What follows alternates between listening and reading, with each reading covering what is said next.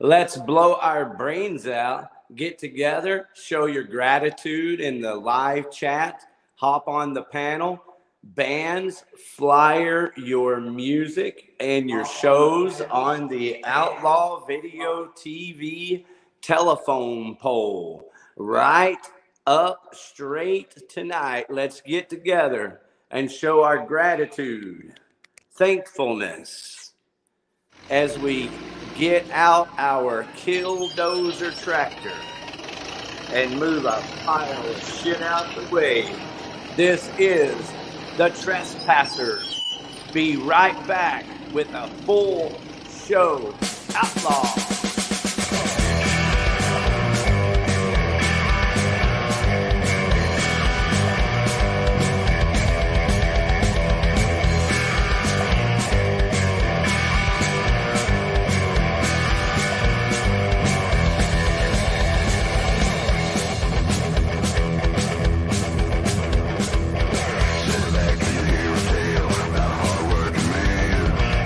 Just trying to pay the bills. Doing the best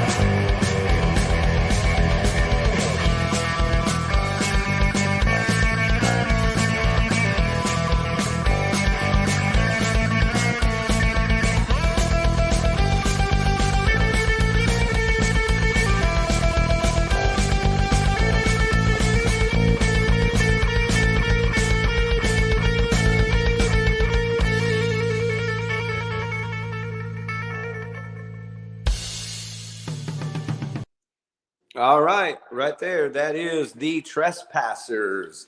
I think I saw a post floating around about them maybe needing a new bass player. So, bass players in the house. Yeah,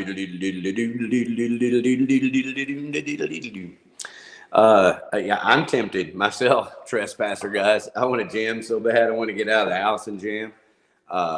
Just it's a big commitment for me with keeping my grandson to be able to play every weekend, and that's me. That's the standard I set for myself. Please send me the link again. So Randy Bell is asking for the link. I got running a little behind and was not able to send the link out to anyone. So I tell you what I'm going to do is I'm going to tell everyone, welcome. Let's get together. Blow your brains out this evening. Any bands listening, this is the time to get together and let's promote your shows, promote your new music. But within that, gratefulness, gratitude, thankfulness. Happy Thanksgiving, everyone. Hop on and just share. I don't care if you're just crocheting, hop on and just share. Hey, William Xander, good to see you. We got Xander in the house. You know, all's good when Xander's in the house. It's like live at Budokan. Hey, Xander, are you familiar with Lord Tracy? They did "See You Later, Baby, I'm Out with the Boys," and a couple of other things like a three-legged monkey and stuff. That's Terry Glaze. He's the former singer of Pantera. Back in the day, he's on the albums up to "I Am the Night." So Metal Magic, Projects in the Jungle, and "I Am the Night." 3 records. When he left Pantera, he was able to sign to Atlantic or somebody and put together this Lord Tracy. Well, now he has a new band called Evil Fraley. Evil Fraley, and they have a song called Budokan. All right. So the panel looks like Randy Bell. It sure is. Finally made it. Hey, Randy Bell, glad you found your way over here, brother. Yeah, I had a hard time getting the link. I finally figured it out. I'm a little slow. It's okay. Hey, did you find it in the live chat here? No, well, I've just been trying to figure out how to get in. I heard Evil Freely. Yay! Take place. Yeah, man, go ahead. This is a great time as any. Have you heard Yeah, that? see, I've been meaning to call him and stuff, but life gets in the way sometimes. Yeah. It's okay, man. I've told you last week, the week before, that if I had my studio all set and, was firing on all cylinders, I'd be, on you to help me make a couple of those contacts. But we'll be having a good time here together. Yes, sir. Well, I just, hopefully here before long, I'm going to have an area for a studio. And of course, you would be more than welcome to use it. I'm going to need your help to get it going anyway. So, yeah, well, you're going to want to use that studio, and I'm going to want you to use that studio, and I'm going to want to have my studio. That's part of the convenience of doing this. Yes, sir. That's what's cool, man. I dig it. Yeah, it's not only like what's, cool, about it or part of it, it's fucking I am doing it. Hell, I can't afford to get out. Now, don't get me wrong. You've always been a trailblazer, dude. Aww. I mean, really, since Skull Press, dude, I was talking to somebody that don't even know you but knew you from the Skull Press, so that sets a precedence there, in my opinion. So, well, I agree. Just like your painting and stuff. I fully intended on doing more with the Skull Press and Outlaw Video TV. It's not like at this nature, Hell, Randy, 10 years ago, I was working hard on my band. I had no way that there would be 2 children in my immediate future. And so, there's a reason why I'm broke, but I'm not the only one. You've got your own struggles. Everybody has their struggles, Yes, sir. Life is a struggle, or it wouldn't be so great. So, Hey, there you go. It's like standing in the sun. It's like the sunshine when standing in the pouring rain. There you go. That's what I'm talking about. That's a Judas Priest line, by the way. It kind of takes that to the next level. Without the sunshine, you wouldn't, or without the rain, you wouldn't appreciate the sun. Without Amen. bad times, you wouldn't appreciate the good. That's what I'm talking about. So Rob Helfer kind of next level it and says, like standing in a brilliant sunshine, like a brilliant sunshine while standing in the pouring rain. Oh, So very I nice. think that's kind of a mountaintop experience. I don't know if that's how he meant it, but I'm pretty sure it is. Sounds pretty cool. Metal God up there. Well, the reason I was talking about Evil Fraley was because of William Xander. Our live chat is hot, Randy Bell. Xander is back. All right. And, you know, the first mention of Xander, everyone immediately goes to live at Budokan. Of course. One of my first concerts. Now, people past our generation, they go immediately to their pistol because of the song "The Fire." They're like, "Oh God, let me kill myself! It's the fire again." Yeah. But before The Fire, everybody, there was a band called Cheap Trick that did live at Budokan. That was a killer fucking live record, took the world by storm. Great. And then followed up by Dream Police, No. which That's had Fast Times at Ridgemont High there, bro.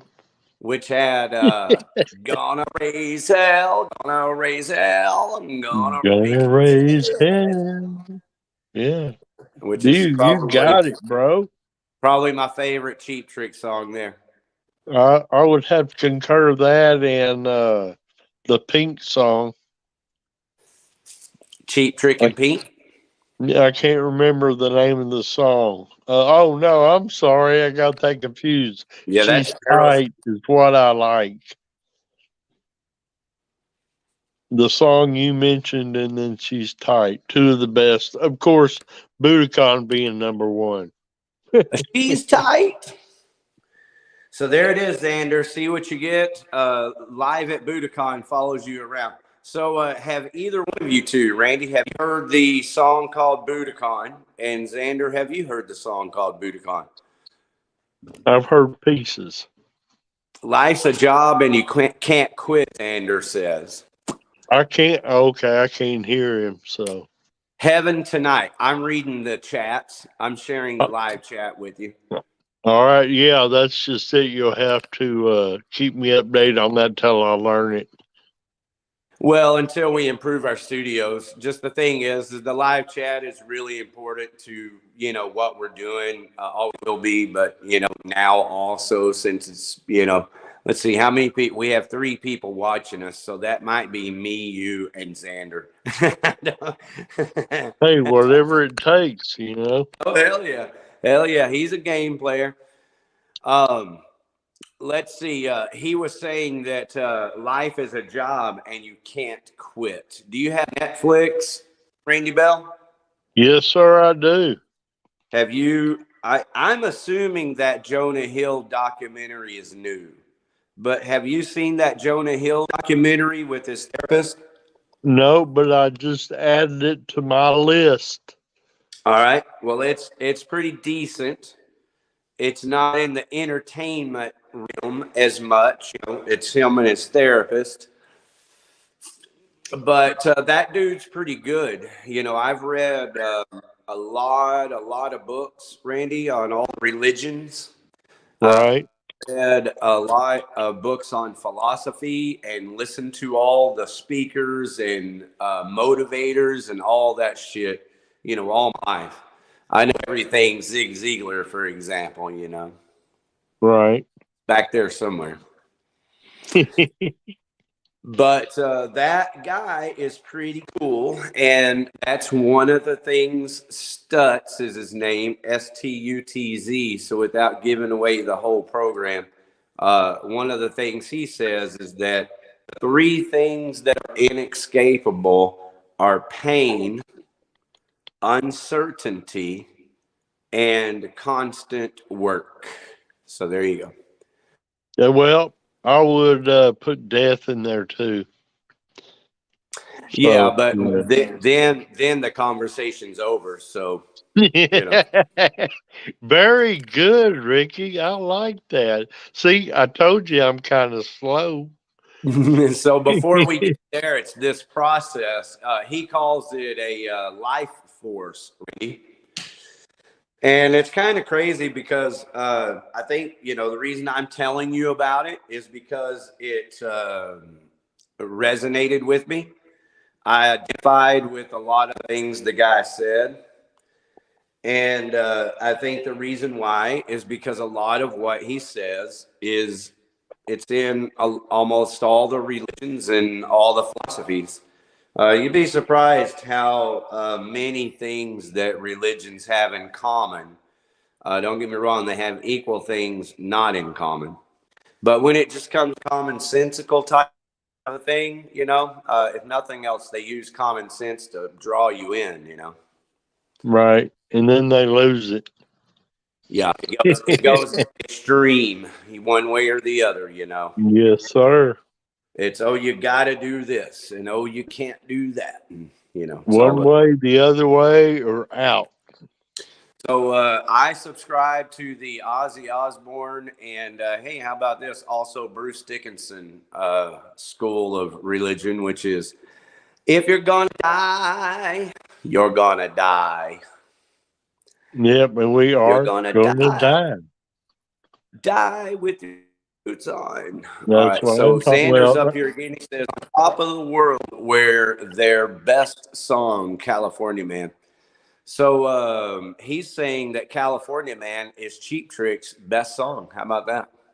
Cool. Well, you know what? I can say honestly that I'm sure I've heard it, but I don't remember, so I need to go back and listen. That's You another know, deal too. On this platform and stuff like that, you can't play copyrighted music, correct?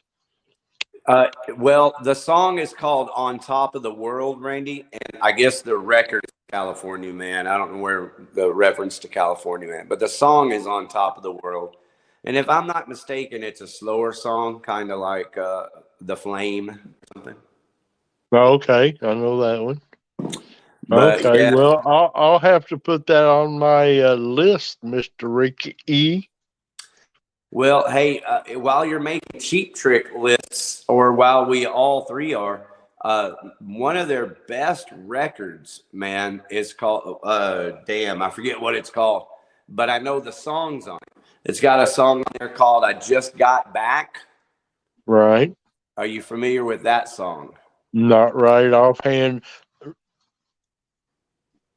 It goes, well, I just got back. I've been gone too long. It wasn't my idea to put together. Said, oh, oh, oh. Yeah, man, it's a great song. Well, see, and I probably heard it in fact, just a few days ago, I checked my Spotify Cheap Trick, so it's in my rotation now. Ever so often you go, well, hold on, how is that not in my rotation? That's why I like Yeah. Spotify. It'll throw you up some extra stuff. Well, I don't Spotify, but I eventually get back around. I mean, YouTube has a little bit of a rotation just in its suggestions, but no, I listen to all of that stuff. Shit, music is my shit, Randy Bell. You know that. Well, yep, and that's mine. That's another deal too on Spotify. I support a lot of the local artists because they're on there and people don't realize that they do. And if they'll do that, it may not generate a lot of income, but it'll generate some and get them some popularity, notoriety, move them up the list. Absolutely. So you know, I'm learning about all this, and of course, most of it I've learned from you, Mr. Rick. Well, if I could be better at some of my own advice, maybe. Well, dude, we're all working. We were all beginners at one time. Well, I want to agree with you with Spotify. You know, that's a great idea. Thanks for mentioning it.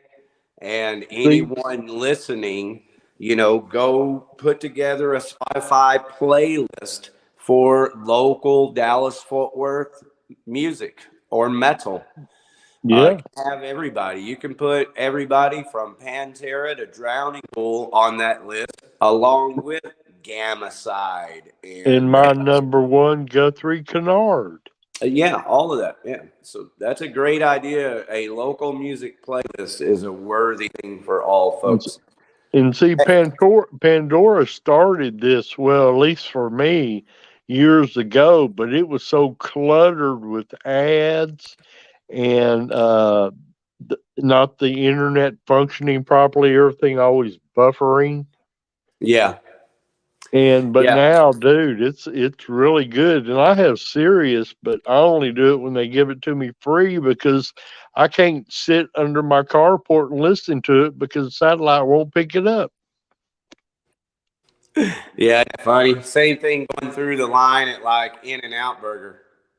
Dude, I love In and Out, but Or I get it Texas style.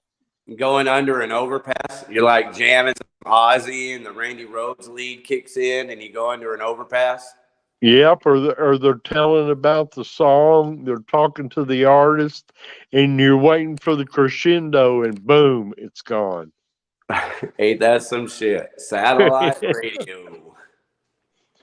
But it's weird that all the technology we have, and they still can't fix that. Yep. You know, nothing's perfect, but something tells me they'll get around it because obviously that's a real issue. And it's probably one of the last major issues that satellite radio Right. has.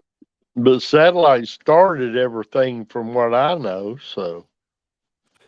Well, hey, back to our live chat real quick, just to follow up. Xander says that the song On Top of the World is a badass guitar song. So I'm down for any badass Cheap Trick guitar. Damn, I feel horrible. What's the guitar player's name for Cheap Trick? Rick Rick Nielsen. Nielsen. Rick Nielsen. Yeah, man. I know the freak. I can't believe I couldn't remember it. Okay, And so see, he's I also wish I could recommended. figure out how to put pictures up. I got a picture of Daryl and Rick jamming together live. No, I can do it. Like if you send it to me first, I can do it like this, as an overlay. So if I was to stick it to you, because I can't do it on the chat, right? No pictures? Yeah, just text it to me or email it to me. It doesn't matter to me, and I can put it together and get it out there. See the picture on the screen now. Here's my mystery photo. To win a prize, guess who this person is in front of us here. Guess that image to win a prize. But yeah, Randy, you can send me any image and I can put it up there like that.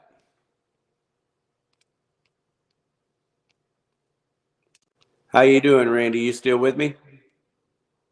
I lost Randy Bell. I lost Randy Bell in that process. All right, folks. Well, you saw me kind of going through my graphics there. I do have shows to promote. That means multiple shows. Again, this will be our mystery guest here. Let's change the background. I should have made it a little wider so it could fill out.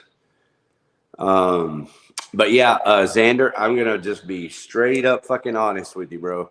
I'm probably not gonna get around to listening to Mindbender just because I won't remember. But I probably will remember On Top of the World because I know the song. Like I'm not the biggest Cheap Trick. They're my favorite band. But the good songs like Gonna Raise Hell and Dream Police and like that just got back, and there's several songs off of that record.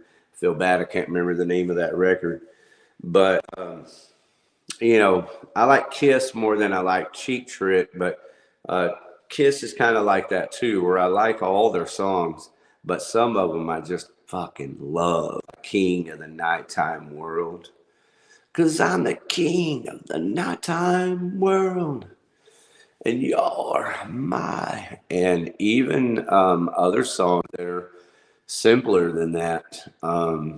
People think of it that way, but you listen to those Kiss vocal melodies and Gene Simmons bass lines and shit, and it's right on par with some of the killer fucking rock and roll of the day. And so, love me some Kiss.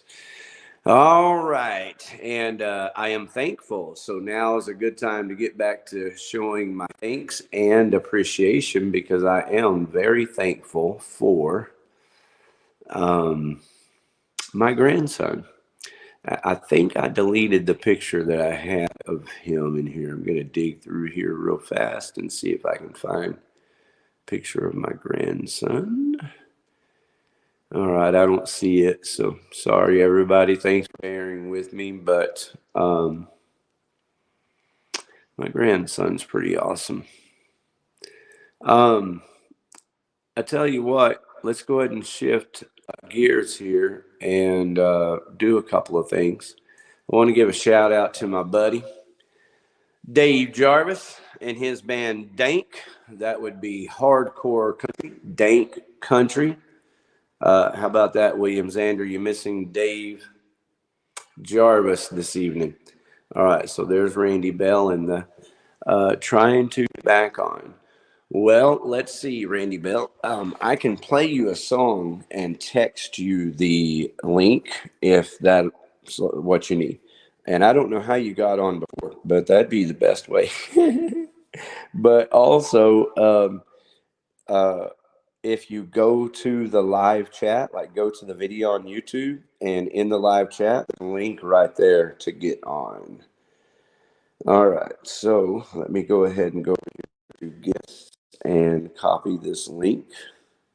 It is copied. Let me go ahead and go over here. This is behind the scenes stuff right here.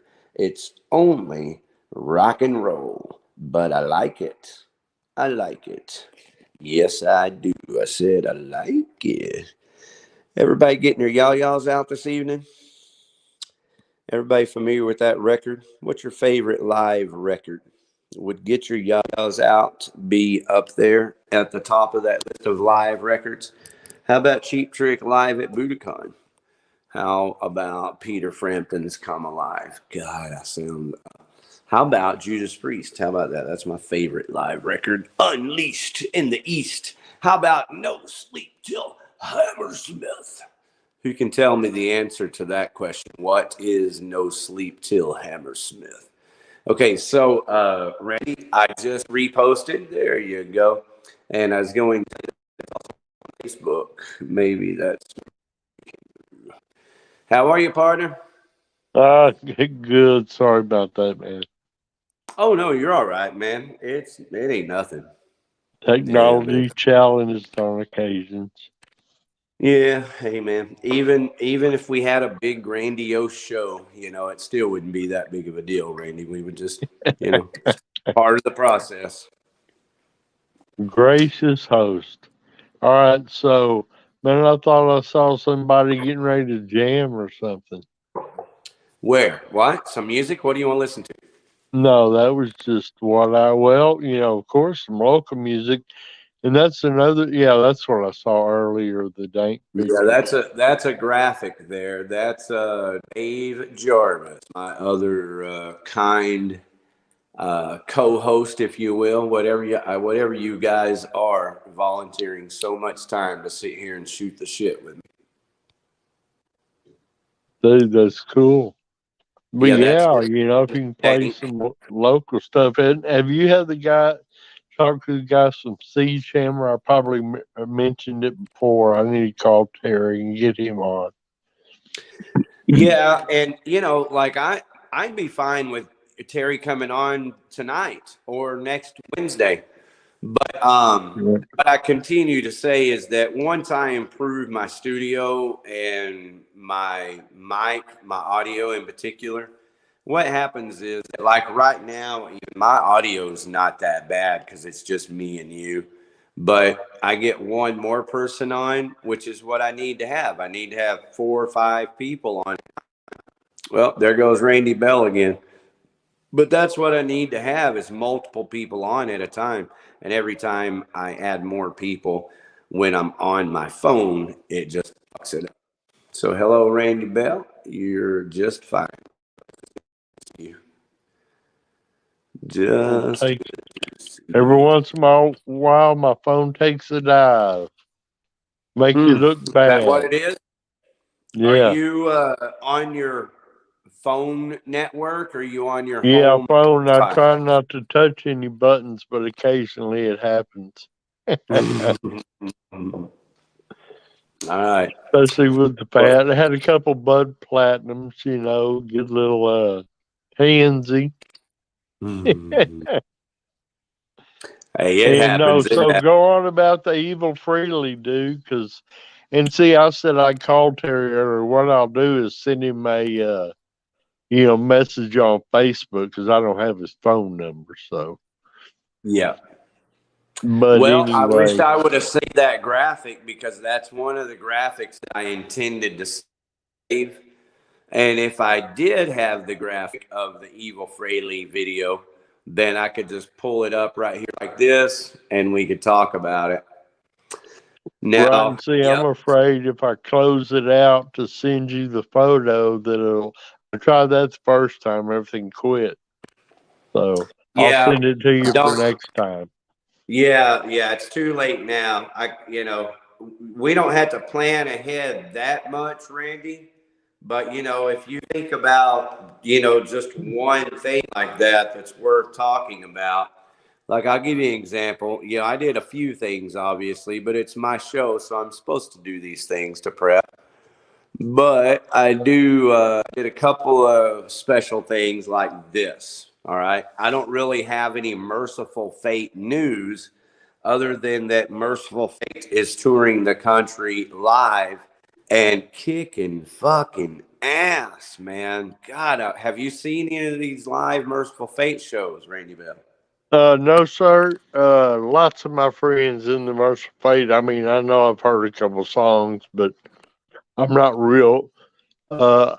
familiar enough with them to talk about them. How's that? Fair enough. I myself and not other.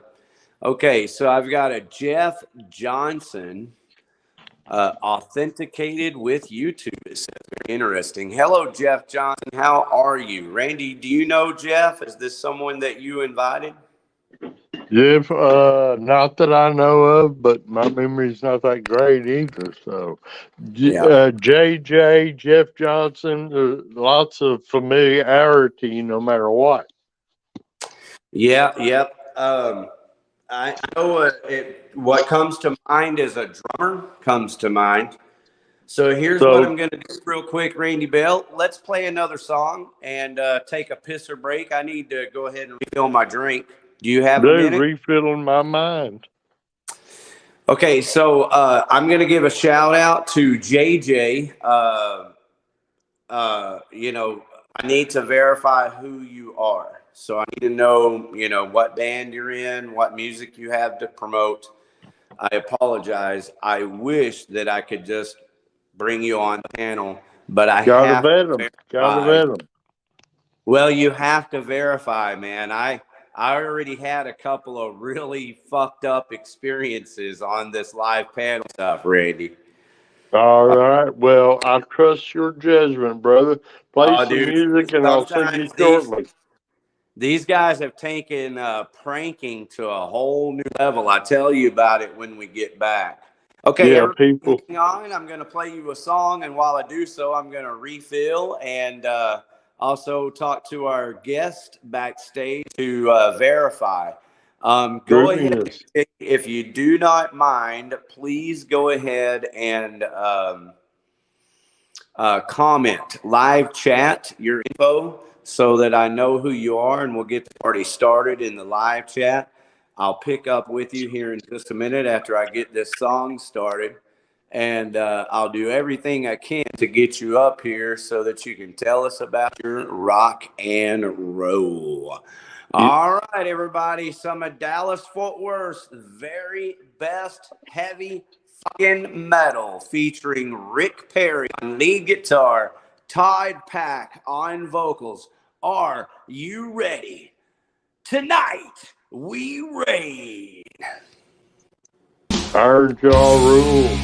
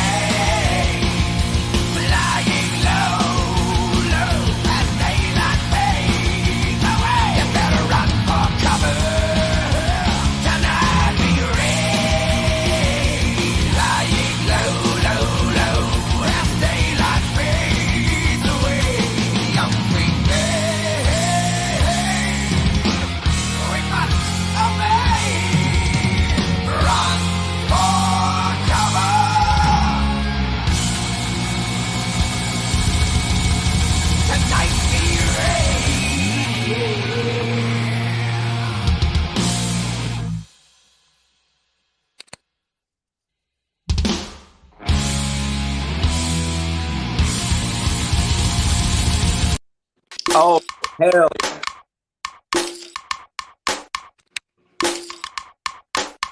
How about that, Randy Bell?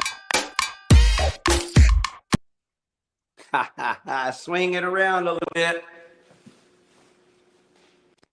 How are you, Randy Bell? Are you with us? Hey, look at that, everybody. Can you see Randy Bell on the screen? There, can you hear me? Ah, look, there you are. You are moving. Yeah. Well, while we were jamming, I sent you a couple pictures, one of Todd and one of Rick Perry from when they were at the rail last time. So, Okay, no, you well, probably I'll can't tell you use it what I'll now, do but is when we play the next song, I will go ahead and go over and try to retrieve them. Ruby, well, no big deal. Now that I know how things go, and we just need to touch base so I know what you're doing, then I can probably help you out a little more. I'm learning. Well, I'm learning. the simplest way to put it is that I'm going to be here every Wednesday, whether I like it or not. Right? Well, that's groovy. I consider you a wonderful mentor. Oh my goodness, Randy Bell. Thank you so much. I mean, like,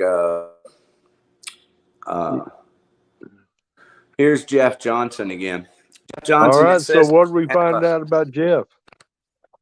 Well, the thing is that, Randy, I'm not concerned about the show being. There he is. I can see him in the picture now. Hey, Jeff, how are you? Can you see? Like the way this works, if anybody's paying attention, since we're doing this backstage, is if you're backstage, you need to be able to show your face. You know, let me see who you are. So, Jeff Johnson, can I see who you are? I have a local drummer named Jeff Johnson. Well, But occasionally I don't put my stuff on there because I say I'm eating dinner or blowing a big one or don't have my teeth in. well, you know what it looks like when you're backstage? Well, if it's Up what on I the see in my picture, then I know. You know what it looks like backstage, Randy, before you come on the screen? Oh, yes, sir. Okay, that's what's going on right now. Backstage, we have someone named Jeff Johnson. Oh, so he just needs to hit the enter studio button. No, it's me. I have to hit add to stream. Oh, I see. I have hesitated. It says that it's authenticated with YouTube, that his account is. But you know, I have had experience with this already one time, Jeff Johnson. I really kind of need your help a little bit, if you don't mind. And it bugs the shit out of me, god damn it, because it's my intention to have people on this panel. There you are. He's over there fucking around backstage. You changing up stuff? I just can't see your picture. Like I saw you like put your hand up, but you're behind a gray. It's black and white, Jeff. Can you just comment in? Hey, now I can see a little bit more of your face. Can you comment in the live chat real quick, Jeff, and tell me who you are? Because I have to verify that you are, someone who's gonna not put up fucking porno. Me personally, I don't care, Jeff Johnson. While we're going through this, this is just as good a time to tell everyone this story as any. I wish Randy were still here. Let me go here. No, it's still just Jeff Johnson in the backstage. But here's the thing, Jeff, is that it's been a few weeks ago now, but I had another person on the show, so there were two of us, and she was going to take a break. There he goes. So, Jeff, really, bro, you need to comment. Let me go over here to the comments and see if you have. I've got some crazy mofos. Oh, that's for show, brother. So got just the facts. There was Dan McNew. Dan has excellent new videos. So see, Campos Tacos. We got a I'm not sure if it's a blow up doll, but you know what it reminds me? I saw something somewhere. I don't think it was on OnlyFans. I'm pretty sure it was on YouTube or Facebook, but I saw something somewhere today where there's a new mouthpiece for chicks or guys, I guess, for head that you would put in your mouth like as a rubber to suck dick. I'd never seen it before. It looked pretty fucking sick. It looked like somebody would wear for Halloween, actually, is what it looked like. And so that's what your picture reminded me of there. Campos Tacos. Of course, y'all some crazy motherfuckers. You're at Outlaw Video TV, goddammit. This is fucking the shit right here. We bang head. So anyway, I'm not going to bog down the show because you can't comment in the live chat and I don't know who you are. I do know one person that is a local musician with that name.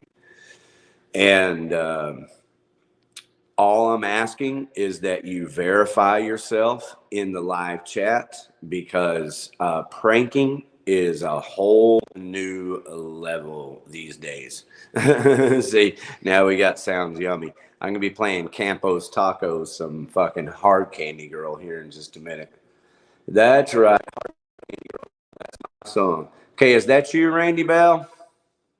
Okay, Sir, it's me. I'm back again.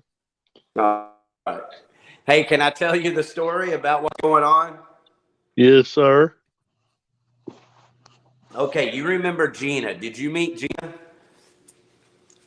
Gina, I know 3 or 4 Ginas. Whoop, whoop. My man. Yeah. Oh, not like that, Mr. Rick. Okay, so I had a friend named Gina who's up in Minnesota who did a few shows with me, okay? She kind of helped me co-host and read the live chats and things. And so me and her were on one night and she was taking a break. Like she's a painter, so she would paint and chat with me. And that's what she still does today. She does paint and chat. And she inspired me actually to do this painting back here. I don't know if you can see that or not.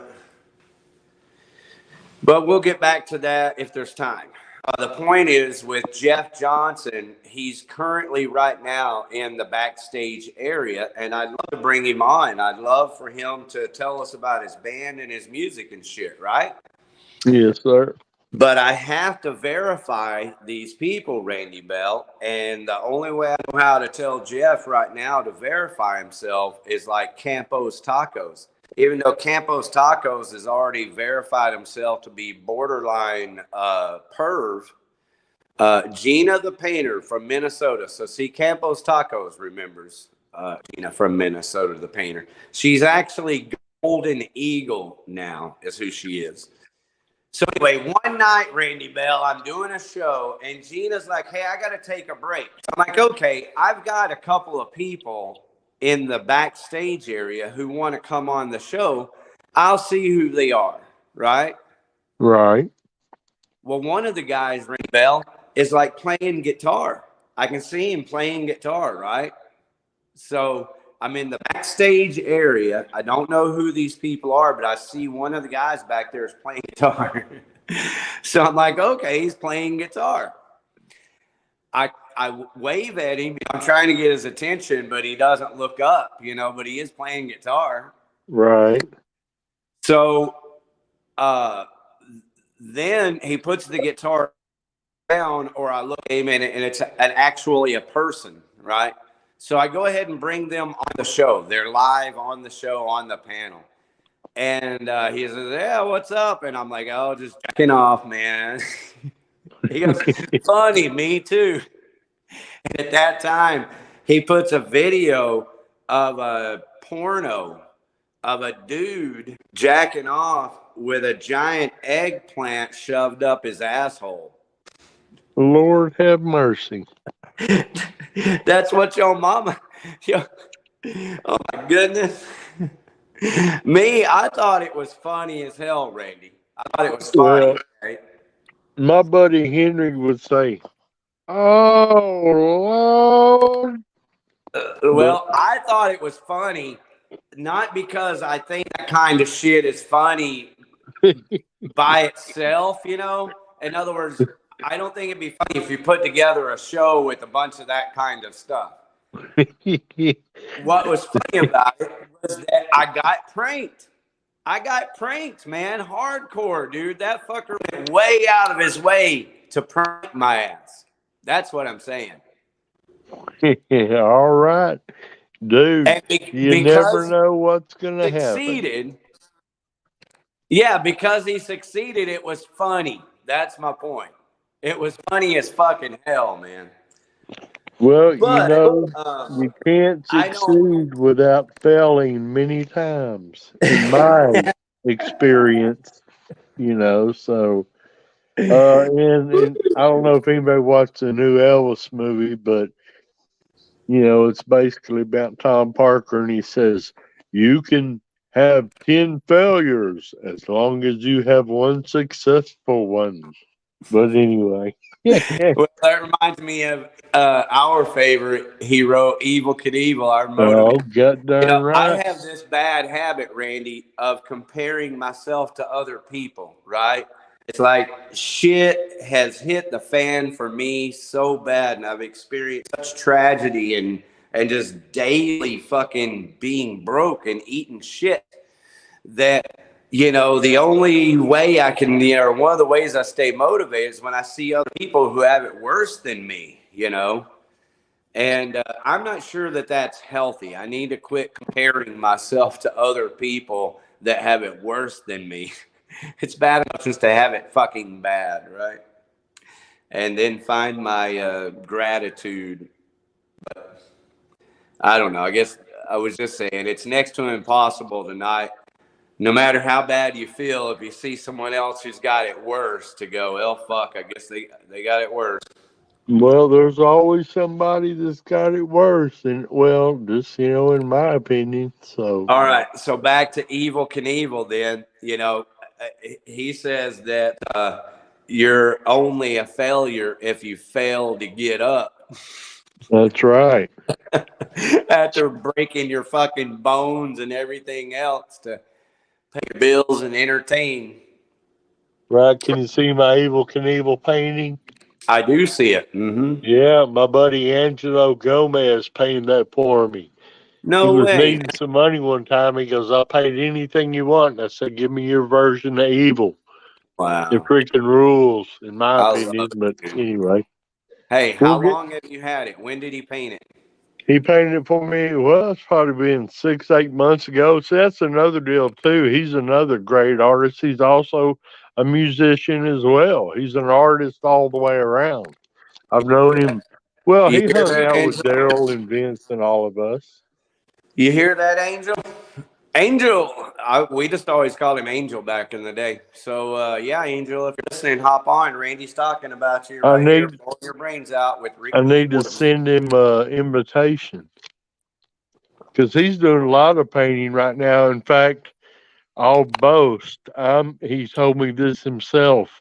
I am the largest collector of his paintings. I have, I think, 6 of them. Wow, dude, that is so freaking cool. Supporting Well, local artists, and Angelo is like one of the best guys I've ever met in my life. yeah. Along with you, Mr. Rick E. Warden. Well, like I never knew Angel that well. Angel was in a band that played Metalworks, and that Yes, band was from my home, Midland. my home DJ. Yeah, that band was from like Midland, Texas. I believe they were called Ariel was the name of the band. Yep, well, he's got all kinds of music from the And day, so we'll get him Angel on here, jam that. I think you're right, though. Angel was a singer. Yeah, it's him because like I've sang with this guy just like drunk, at midnight and all that multiple times because he's one of the only people that can go,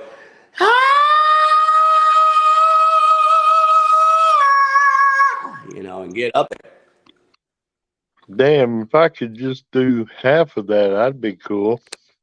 Yeah, it's fun, man. You know, I do it, but it's also frustrating because to be able to, you know, sing and not be able to perform and record when I've worked so hard to do that, it gets frustrating.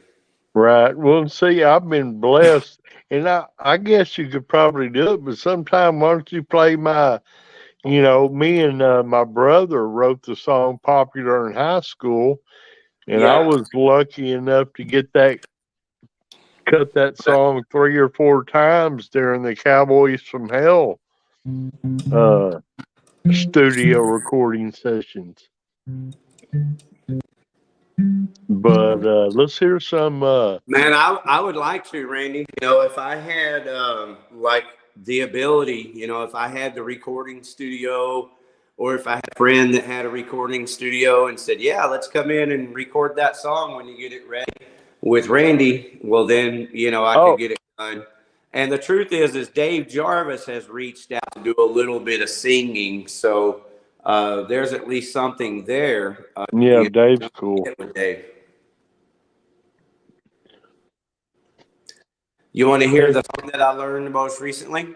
Yeah, but of course. It goes like this.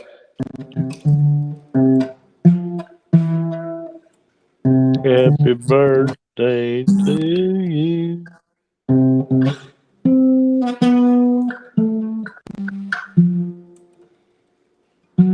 Where's it? I think it's back up here.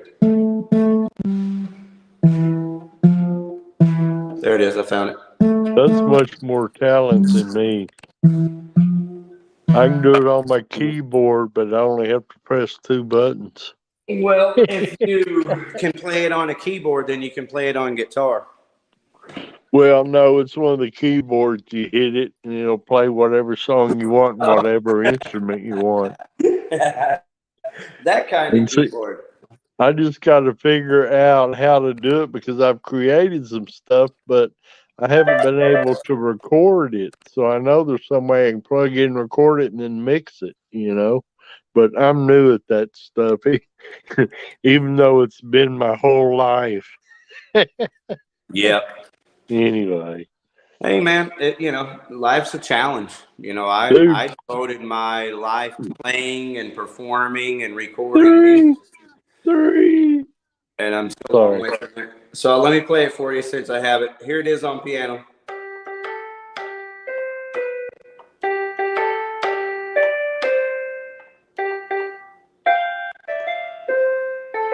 Damn it, I had to do it again, sorry.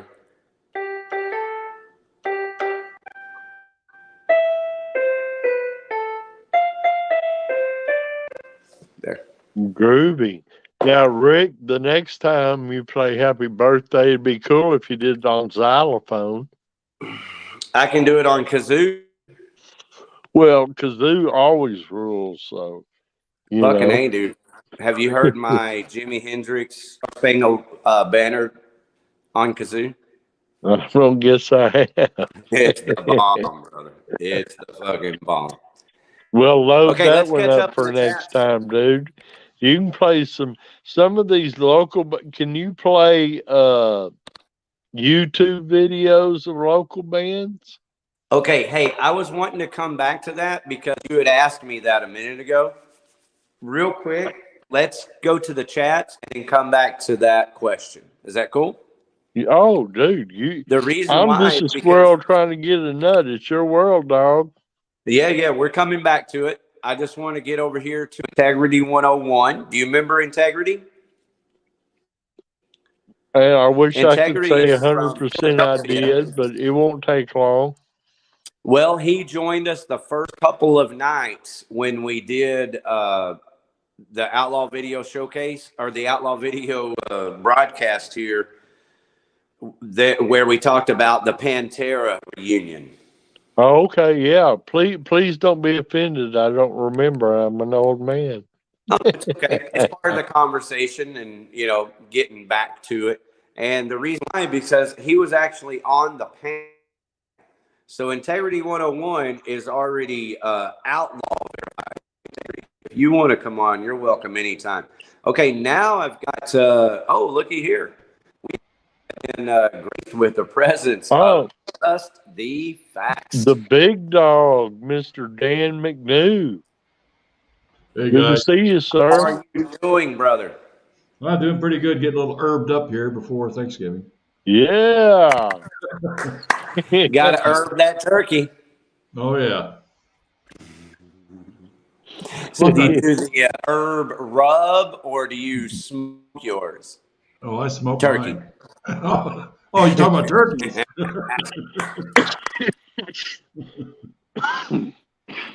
Thank you for the opportunity, Dan McNew. You look really nice in your studio there. You kind of have the Darkwing Dove purple look going on. Yeah, I got a multicolored LED type light set up here. I can change it to any color I want. That's groovy. But I just changed my front light. It's so bright now. You look good. You can see very well. Well, as a matter of fact, I'm And you going to don't take that have- comment off. And you don't have the circles in your eyes. there we go. That's better. Take that comment off and you can see yourself a little larger. See, you look fantastic. Man, it's good to see you, Dan McNew, and it's good to see you feel good. Yeah, came through those 2 heart surgeries, no problem. And I feel good now. I can actually walk around without my hip hurting anymore. Good. Good enough to make a banana pudding. That looked really good. Oh, you saw that? Yes, sir. Yeah, banana pudding's one of my favorites. It's so easy to make and it's so good, and everybody loves it. Yeah, well, great job, brother. Well, you know, for years I've been the baker of the house. My wife, anytime there was anything to be baked, like a cake or cupcakes for the kids when they were at school, go talk to your dad. You know, and so I baked everything. Wow. Chef Dan McNew add to his resume. Mainly pastries and desserts. That's what I'm really good at. Oh my goodness, that's Looky hard there. to do. The bad thing is when you love desserts like that. I mean, I was up to 225 Yeah, pounds. that's how it happened. You know, I'm down to 185 now, so I'm much better shape than I was years ago. Tastings only rather than full service. Well, you know, little Debbie was my friend for years, you know, and now, you know, she's no longer little Debbie, she's Big Deborah. Sense of humor too. There's another one on the list. Dan, you're a man of many trades, sir. You know, you talk about showing videos of local bands. Something kind of odd happened a few weeks ago. I saw a video pop through on my Facebook feed, and it was of a band. I'd never heard of them before. Clicked on it, listened to it, and man, I fell in love with that song. I go, oh my God, these guys are really good. But there was something about that band that was familiar. And I go, what? Do I know these guys? How do I, you know, they just seem familiar. And the music sounded a little familiar. So I did a little research on them. Come to find out, years ago when we had Ride for Diamond Philadelphia, they're one of the bands that played up there. But they were a different band at the time, had a different name and everything. But now they've reorganized into a 3-piece. And I thought they sounded familiar, so I got a hold of them, and I'm going to probably be doing a show with those guys here pretty soon. They're out of Philadelphia, so they've got some talent up in Philadelphia. That's cool. What's the What name of did the you say band the again? name was? I'm sorry, I missed it. The name of the band is called 3 Ton. 3 tons. Okay, cool. And That their in the name, live chat. We got William Zander in the live chat, and we've got Campo Tacos.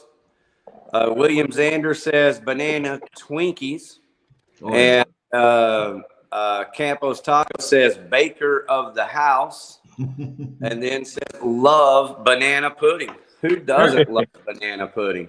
you know, Well, have you seen should have seen the picture of Dan's. Let me tell you, brother, it'll make your mouth water.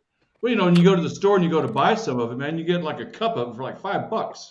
It's very expensive when you try to buy it from a delicatessen, but it's cheap. Right. But it's cheap as hell when you make it at home. It doesn't hardly cost much at all. And I bet tastes it much tastes better. A little better. I bet it tastes you a know, little better made at home than it does at the delicatessen. Yeah, I think it does. Well, see, Yeah, I make mine from I make mine from scratch. I boil the milk and I start from scratch and just add the ingredients and turn it into a pudding and add the bananas and the wafers. Dan McNew, the heavy metal man of mystery. Oh, well, I need to ask him because I've tried several recipes. It's one of my favorites. Do you add whipped cream to your pudding Yes. before you make it and then add more whipped cream, as the topping? Well, yeah, I had. Well, you saw the picture of that bowl. It's a pretty good size bowl that I made. Right, I yeah. used. I think I used. What do you got, like a 4-inch pan? That's actually. It used to be a punch bowl, a crystal punch bowl. I put it It's in. a large, yeah. And I put like 12 ounces of Cool Whip in there. Oh, okay. Along Well, with see, the some pudding people mix. don't know that little trick that enhances it tremendously. Plus, Yeah. everybody has their little secrets, Well, So what are you saying? You just add that into the layering, Dan? yeah. Once you get the pudding made, then you put the whipped cream in with it, along with your vanilla extract and everything, and just mix it all up until it's just a big bowl of batter, basically. And then you put your vanilla wafers on the bottom. And you put a layer of your pudding on top. Then you put your bananas. Then you put wafers. Then you put pudding. Then you put banana. Just keep layering it. Okay. Whereas most people just use pudding and banana and vanilla wafer. Yeah, yeah. And see, a rock and roll show that you can learn Thanksgiving tips and wonderful things. I mean, come on, how diverse is that? Yeah, Dan, next Thanksgiving show, send those pictures ahead of time so we can show off your banana pudding. Well, I've got a turkey roaster that I haven't made a turkey in several years. I passed my roaster down to my son, and then he lost it. But anyway, but I used to be really good at the turkeys too. I could make a good turkey. And sometimes I just go to the store. I don't care if it was, April 3rd. I go buy a turkey, make a turkey. You can eat turkey anytime. It'll last you forever. Not so much now. It's pretty damn expensive now, but this is back when they were much cheaper. In turkey, you can make anything out of and leftovers. Oh, yeah. You was talking about showing videos on your StreamYard. You can do that. In fact, I can show you one of my videos from my end. Yeah, you're welcome to, Dan, if you'd like to. Yeah, basically, that's the thing, Randy. To answer that, it's twofold. One is the copyright violation and all of that. Right. This YouTube channel is monetized, but every video that I've made, when I monetize it, it basically says, it's not picking up any advertisement. And so I haven't checked yet, but let's say Iron Jaw, for example, or the Trespassers, one of these bands run a check. Like as a creator, I can run a check for my content on this video. So say a month from now, I can run a check on YouTube for anyone who's used this content without permission and then charge them for it. Except that I'm already using the content from bands like Iron Jaw and the Trespassers and Dank, where I'm pretty sure that if they run a search from their end as a content creator, there might be a nickel or something there for those bands. But my point is that as far as I'm concerned right now, today, or for the foreseeable future, I'm not worried about making money off of AdSense on this channel. I'm far more concerned about just having a good time and listening to the music we want to listen to. Right. Yeah. And see, that's great. See, that's why, I don't know what's allowed, what's not, and I don't want to get in trouble. Nothing's allowed, just Randy. having fun. That's the problem, Randy. Nothing's allowed. You can't do anything. Dan's probably got the most experience out of all of us on that, Yeah, what they do Yeah. if you do play some music, well, like especially you have better luck with local bands that haven't licensed things yet. You know, it's all unlicensed. Now you can use that no problem. But some of them, I know, like even with ASCA, you know, I was part of ASCA, but when I play their music on YouTube, I get a copyright claim. It's not a strike, it's just a claim. And they say, hey, especially if you're monetized, they're gonna say, look, you know, we'll split the money with the band or whatever. So it's not really a strike against your channel, so you could do that. But now there are some bands out there, like if you want to put an Eagles video on, or Metallica for that fact, you get a strike for that. They won't even warn you; they'll just give you a strike. So it's best to mess with the local unsigned bands because it's their material. It's not licensed to any company, so you can play as much of their music as you want. That's kind of what I'm shooting for. I want to promote local bands. You know, go to their studio when they're rehearsing. You know, and just do a video from them rehearsing. Yeah, well, see, that's just it. That's what it's all about in this show is, you know, promoting the local bands. Yeah. Appreciate you, Dan. I mean, everything that you do for music, I appreciate you. You're a hell of an inspiration, brother. I'm trying to find a video here that, like with that band. Go ahead, Dan. I was just saying that band that I discovered up in Philadelphia. They're, like I said, they're called 3 Ton now, but they used to be called Thunder Brew. Right. And, I'm going to cue up one of their videos here. Okay. See, Ricky, you can get some good tips from Mr. Dan. Well, that's the thing. The way that this works, it's called screen control, Randy. And anyone with a StreamYard account and a computer can have screen control. So I have to allow Dan the access since it's my account, but it's real simple. I just give him the screen and he can bring anything up he wants. Jim did it the other night, a few weeks ago. See, like right now, I've got that video queued up, but I can't start it. Only you can start the video. If you look down there in the backstage area, you'll see. Here I come. And then when you put it into the studio, it'll start playing. Yeah, I see you. Here you come. Dude, this is cool as hell. See, yeah, very cool. And see, it's still got all of us in there as well. Yeah. See, this is great. I've got my StreamYard channel, but I haven't used it or named it or anything like that. And this is very helpful, guys.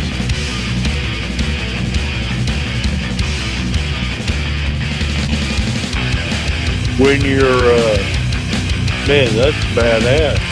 3 tons.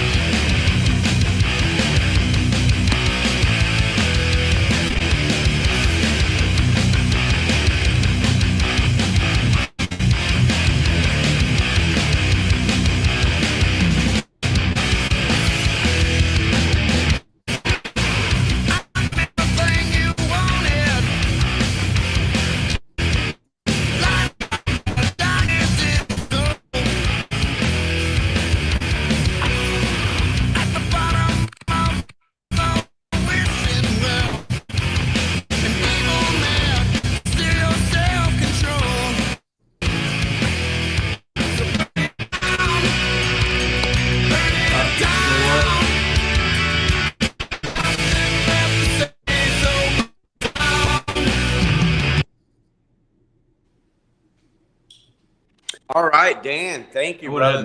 Yeah, we got a problem here. I forgot. So I'm not hooked up to my router. I'm on Wi-Fi right now, so that's why it's starting to skip and everything. Yeah. Well, so how did you get involved with this band? Were you just in Minnesota, someplace you travel, or? Well, no. When we started Ride for Dime in Philadelphia, Joe Jones. I don't know if you ever met Joe, Philly Joe. Oh, well, I have never met him, but talked to him many times. Yeah, well, when Philly Joe started the Ride for Dime in Philadelphia, Thunder Brew was one of the first bands he hired to play up there. They played several times at Ride for Dime in Philadelphia. And Oh, of okay, course, cool. I haven't heard from these guys in 12 years, and that's why I thought it was odd when I heard that song. I go, man, they sound familiar. And then I've discovered I know these guys. That's why they sound familiar. In fact, Because there's some they pictures had of me on played stage. under a previous name.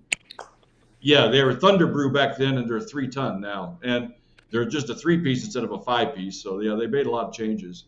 Oh, Hey, okay. Dan, do you mind scrolling forward or backwards on the video so we can have their logo displayed and see what we're looking for when we go to find 3-ton? Because that Well, you sounded won't. really good, even chopped up like that. Well, you won't see it on this video because this is when they were Thunder Brew. They don't exist anymore. Okay. The only out of this band that we're watching here, the only 2 guys that are left is the singer, who's also the lead guitar player, and the drummer. And then they started another band. They added a bass player, and that's where they are now. And they don't have their YouTube channel up yet? Yeah, they do. Can you hop up there for us real quick so we can just see their YouTube channel, and then I will ask all of our viewers to go check out 3-ton tonight on behalf of Dan McNew and Just Faxman.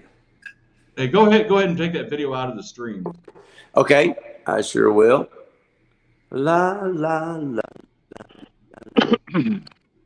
It works like this, guys. See you later, video. Okay, And I can do it. I can do it. we are back. Ta-da. Randy, here's the thing is that when I have a computer, damn it, when I say studio, I mean 2 things, my audio and then screen control. I can't do it with my phone, but I just had an iPad or a computer, or, when you have your computer and studio set up, you'll be able to very easily, anything we're talking about, if we're talking about the new Rayleigh, then you can pull that up and play it and we talk about it. Even if you don't play the whole song, maybe we'll play 1 minute of the song, and talk about it. Yeah, I think the way we presented that video a second ago, with all 3 of us still in the picture, and as long as we're talking about the video, that's all right. They just don't want people showing videos and not discussing or improving the value of it, is what they call it. Improving the value of the video. That's the only real reason to have it up here, to bring it up on, to me, that's the way this whole circus works, and Dan sees it. He has the vision for it. I'm kind of more explaining it to Randy and other people. And it's real simple, Randy, is that with screen control, you can literally bring anything up on the screen, they're talking about. So if we are talking about the shows, instead of me having to go get all the flyers, hell, we can just go to their different, we can go to each venue. Hey, let's go to the Rails, see what they got coming up this weekend. Hey, let's go over here to Big Rob's and see what they have going on this weekend. Just like if we were sitting around the living room together, checking it out. Yeah, so, the old days we passed out flyers and bands came by and handed out demos and what do they call the packages with the pictures? And now they're called e-packs, most bands. If you want their info, they email it to you, boom, they pull up all the information you'd normally set out. I just found out about that. Yeah, it's a whole different world now. But, like what Dan was saying earlier, and I congratulate you and encourage you, Dan, if I had more time, the truth is I would be playing music. I would be out performing and recording as my number 1 priorities, and then doing all of this social media to promote my music and other bands, that way. I never really thought I would be sitting here with no music and, doing Outlaw broadcasts and everything. So nevertheless, I commend you, man. Thank you very much for everything that you do for local bands, Dan. Yeah, I tell you what, it's sure a lot different now than what it was back, in the early 90s, when you're trying to promote a band. Because I remember making, getting a T-shirt fund started for a band, because bands are broke when they first start. They're all broke. So usually I was the one that front the money up, get the first set of T-shirts going, and sell the T-shirts. Then the profit from that, then I'd reinvest in we call it the T-shirt fund, and I'd just keep an account going, and eventually I'd get my money back. But then there was other things too. You used to come up with bumper stickers, hats, and when you try to invite people to a show, well, the way we did it, every week we'd go to we call it the Aska House. All four of them lived in one house at one time. And we go over there every Friday night. And of course, they played almost every weekend. So we'd mail out flyers. Maybe it was a Wednesday or Thursday we would do it. So we'd all meet there one night in a week, and we'd put all the flyers together. The big thing was a mailing list. You had to have a mailing list. Yeah. Without a mailing list, you didn't have a following, But the thing is, it would cost you a fortune in post. If you had a big fan base, it cost you a fortune in postage. But that's what it took, But yeah, there was. I think I was on the Aska mailing list at 2 different addresses, maybe. I've always, I've had a tendency to move around, especially when I was younger, every year or two. Yeah, I remember doing the Aska flyers, and all of a sudden I see Daryl at it. Matter of fact, I'm sure that the Skull Press was on that mailing list at one time.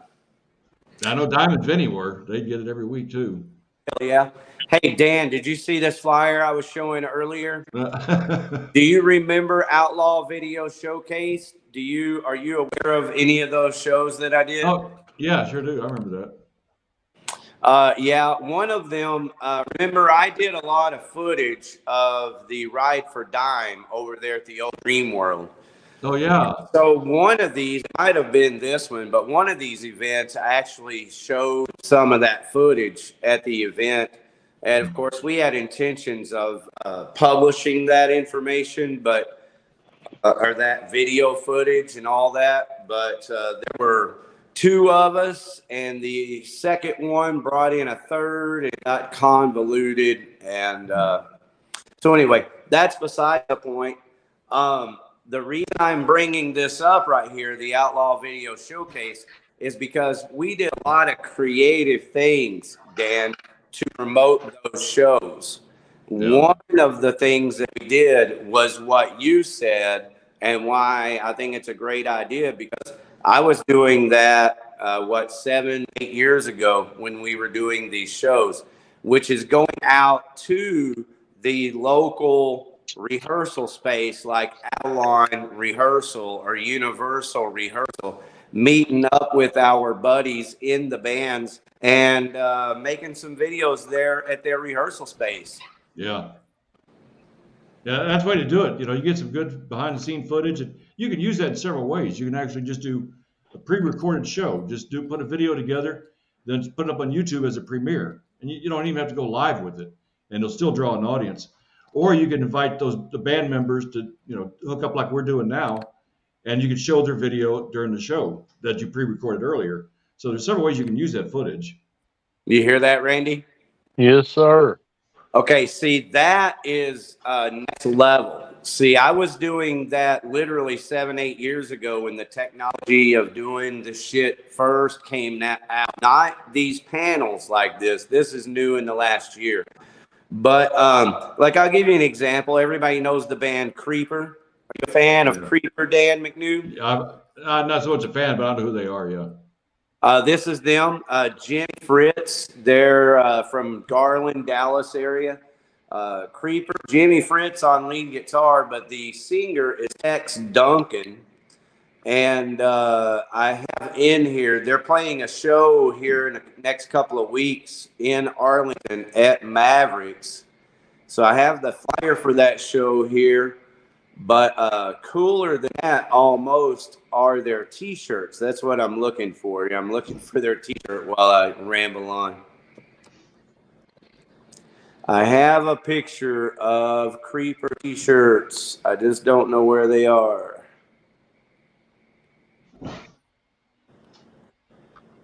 I apologize, guys. The only reason I was taking the time to look for it is because those Creeper T-shirts are worthy. But anyway, back to the promotional videos, Dan. That's what I was doing primarily. was doing the Outlaw video showcases. I didn't pay the bands, right? We were just doing shows at Diamond Gyms. And so what I told the bands is that I would give them a live video that's shot and edited professionally. And so we did that. We brought house lights into Diamond Gyms. We brought extra sound into Diamond Gyms. I brought professional sound engineers. I mean, we really did some damn good videos for these bands in trade for them playing. But that wasn't all that I was doing for them.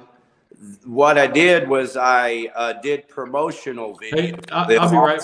Hold on, I'll be right back. I got a kitten that's escaping right now. Hey, I'm going to be right on real quick. Do you have just a few minutes? Hey, everybody, check this out. Here comes our criminal now. What do you have to say for yourself?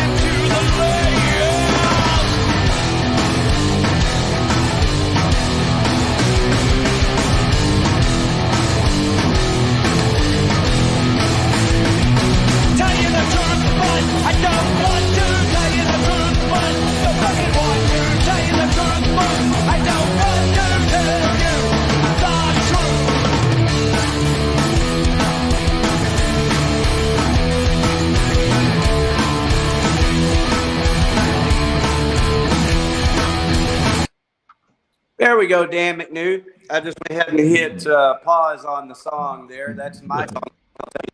Let me get Randy back on board here. Here comes Randy Bell, everybody. Well, my kittens are just old enough to escape out of the box now. Kittens? I got 4 7 months. They're 7 weeks old. Oh my goodness! And I got them barricaded, but now they're big enough to jump up and escape. Oh my goodness! Dan McNew has kitty cats, everybody. Uh-oh. That's a lot of care there. Yeah.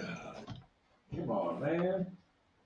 Hey, Randy Bell, did you make an Outlaw video showcase too? Yes, sir. Thank you kindly. Looky there. The cat. Aw. Keep him up for a minute so I can see him on the monitor. Aww. Are you keeping all 4 of them or giving them out, Dan? Oh, I'm giving them away. Well, there's some promotion. Hit up Dan. Give him your email. Ship it overnight to Philly. I've got 9 cats already. Holy cow. How might cat lovers who cannot live without your kitty cat contact you, Dan McNew? Well, everybody I know either has cats or dogs. I can make it simple. If you're watching this video, just leave a comment on this video and Dan will get it one way or the other. So if you want a kitty cat, just leave a comment on the video.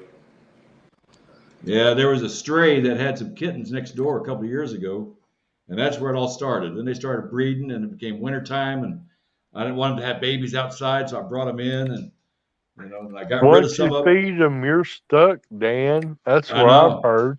Yeah, that's true.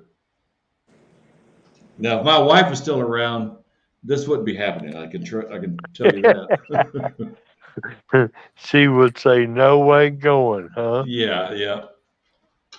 But my wife was sick with cancer for 2 years, and I took care of her, 24/7.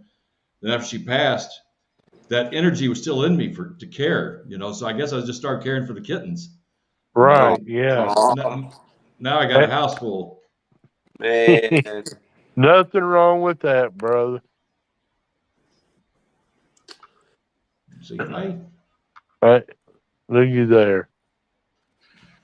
If I was home more, I'd take one, but Yeah, they do kind of tie you down. Well, you know, I mean, if you're going to have a pet, it's, you know, part of the family as far as I've seen. So,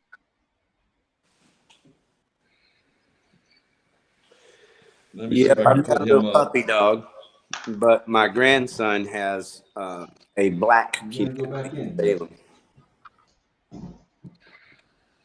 all my friends, dogs, dogs, dogs. Was that octopus, and what in the And you hell see was those that colors? next to it, Ricky? Those colors on that octopus are like out of this world Right, vibrant. and it looks like some very bad Cupid doll next to it. That is a piece of art from a art what do you call it? An art show. No, okay. I made a video of back when I had my video services up and going. So that's a legit piece of art from an art show. Groovy. So yeah, anybody listening, Dan, you know, just kind of put a bug in your ear, and Randy, since you're leaning in all, you know, this direction, a couple of things that you can do, really, if you have a band specifically, you can take advantage of someone like Dan and his time if he comes out to your rehearsal studio by making promotional videos. And, you know, you don't really have to go out of your way too much to make a promotional video entertaining, you know. Yeah. One of the videos that we did with Southern Assault and Tex Duncan, who is now the singer for Creeper, is on the channel here, Outlaw Video TV. And they brought their smoke machine and had it fixed where they could plug it into their car battery. So they pulled up, you know how Diamond Gems is? It's got that fence that kind of corrals in the yard out front and the signs up there. So they pull up into that space in their car with the windows down and all the smoke from the smoke machine bailing out. Looks like something about Cheech and Chong. It's totally Cheech and Chong. Well, Tex Duncan has always been big on the weed. And so is Creeper. That's what I was looking for. Their shirts, you know, have weed leaves on them and say, you know, party on, my friend, and shit like that. So Tex Duncan's always been a big weed supporter. And so, yeah, it's totally Cheech and Chong. But that's just one idea. You know, that's just a couple of crazy hippies making a video. There's tons of ideas that you can come up with. Faded Grace, they came up with the idea of these all-girl band of pulling their pants down and writing the name of their band on their ass. And that's what that flyer was. You know, another format that I've got down, I haven't actually used it yet, was I saw on TV where some late night host or whatever, he would interview people while driving down the road. And they're just doing an interview while he's driving. They're sitting there bullshitting, you know, talking to the guys in the back seat and everything. I thought that's pretty damn cool, doing an interview while driving down the road. Guys in a band? Well, anybody, any celebrities, you know, it's kind of like, I don't know, some late night talk show. I can't even think of the guy's name. Yeah. And but I outfitted my truck. I can put 5 cameras on my truck, and I've actually worked it. I got the switching unit in my center console. I can sit there and be driving, and I can switch between cameras from outside to interior, the back seat to the front seat looking back. I got 5 cameras I can switch to. Dude, that's so fucking awesome, man. What you need to do is put like a mirror ball that drops down. You go out and you pick up people at concerts and you have a quiz. And the mirror ball drops down and the quiz question comes out and they can win like heavy metal merchandise for answering trivia. But I thought it'd be pretty cool to have a band in there, you know, have the guy in the front seat, a couple of guys in the back seat, and instead of doing the interview, you know. Yeah, you can pull the trivia on them. Bring the disco ball out, put the laser on it. Yeah, I've done a couple of runs around the neighborhood, you know, with those cameras set up, and it works out pretty well, you know. But yes, man, fucking you know, genius. and then people think, well, man, you're gonna lose your cameras. Well, no, I got they're magnetic. It's a magnetic camera mount that goes on. You know, I can place it anywhere, and it takes a lot to get it off. But when you're driving 90 miles an hour, I'm kind of worried about that. So I actually made a tether to all the cameras. So even if they pop loose all the magnet, they're not going to go anywhere. The tether would hold them in place. But I've never had a problem with any of the magnetics slipping on it. So They're on the inside of your vehicle, right? no, on the outside. Okay. Because I did a video just last year, as a matter of fact, a year ago at the Kennedy anniversary, the assassination. I went downtown. I had one camera on the cab above me, outside, because if you do it inside, like with phones, you can sometimes get reflection off the windshield. I didn't want a reflection. I wanted true video. So I just put one camera here. I had another camera that was looking behind me. So when I was going down by the grassy knoll area, I got a front view, and then I did a back view, and you could see the 6th story right behind me. So I was able to switch cameras while I was driving, you know, and doing the switching. It came out pretty good. And is that available on your YouTube channel? What did you do with that footage? Oh, yeah. In fact, let me see if I can bring that over here. Do you want to bring it up? Yeah, man. You can show anything. You know, November 22nd. To me, I feel like I'm kind of getting to know you, and I appreciate it. So, yeah, you're you know, for anybody watching, Dan McNew, if you haven't figured out, he's not just the genius baker of the house. He's genius at many multiple things, and I'm impressed. I'm always amazed by people like you that get so much accomplished. And I'm pretty sure that you're not, you know,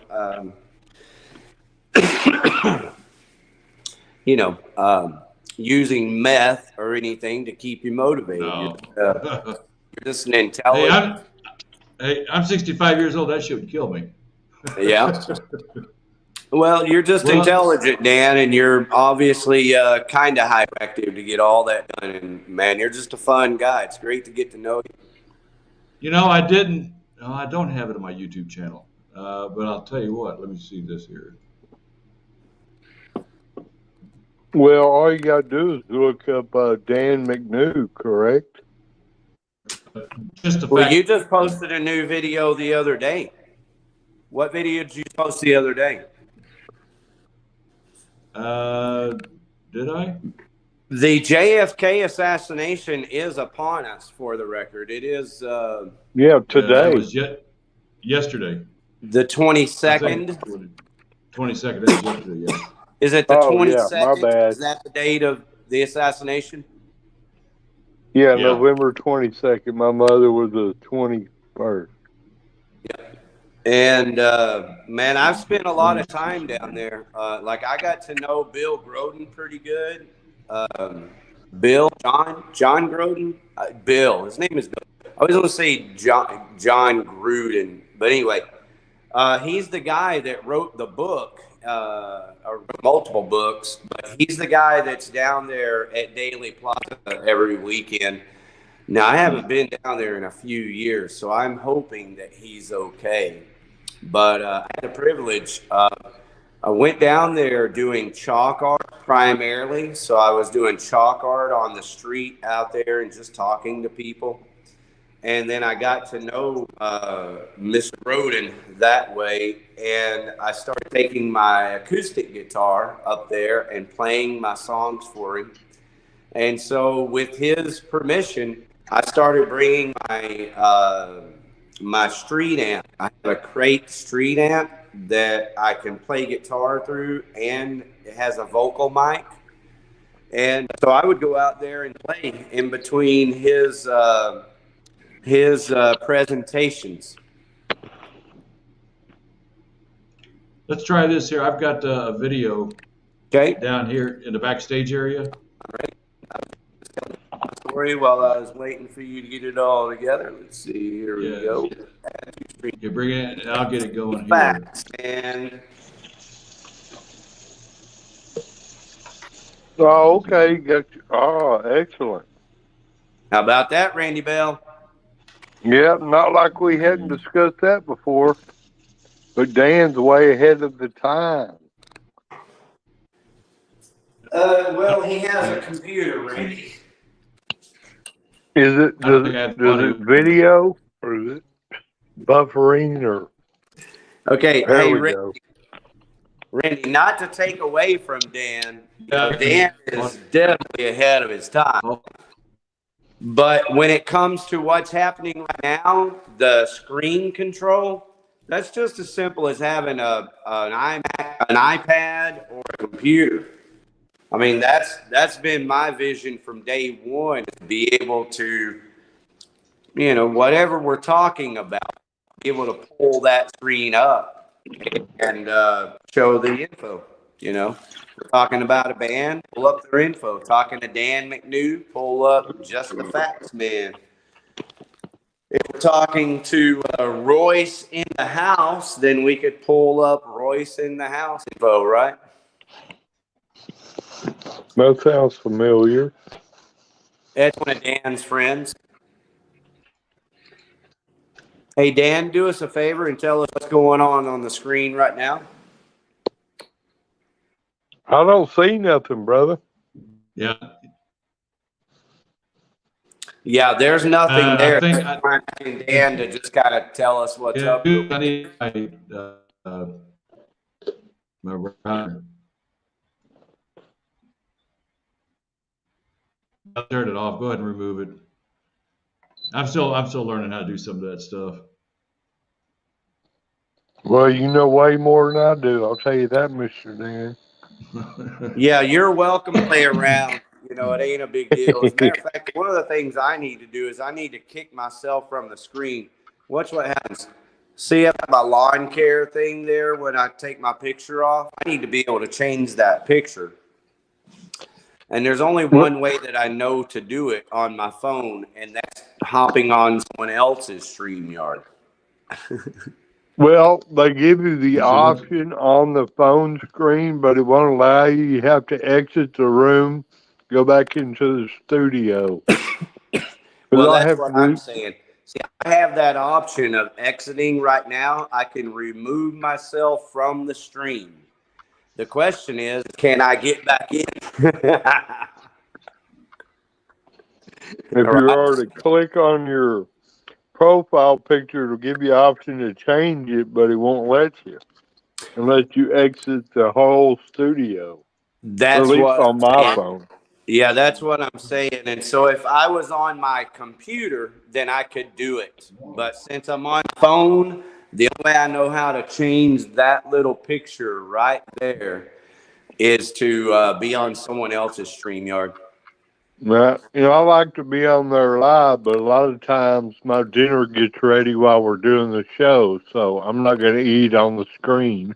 Sure. Adds up.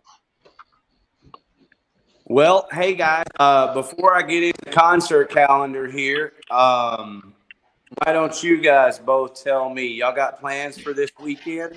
Yeah, that's what I wanted to ask Dan, if he's doing anything after Thanksgiving over there in the colony, because I finally went to the Truck Yard and Lava Cantina, both cool venues.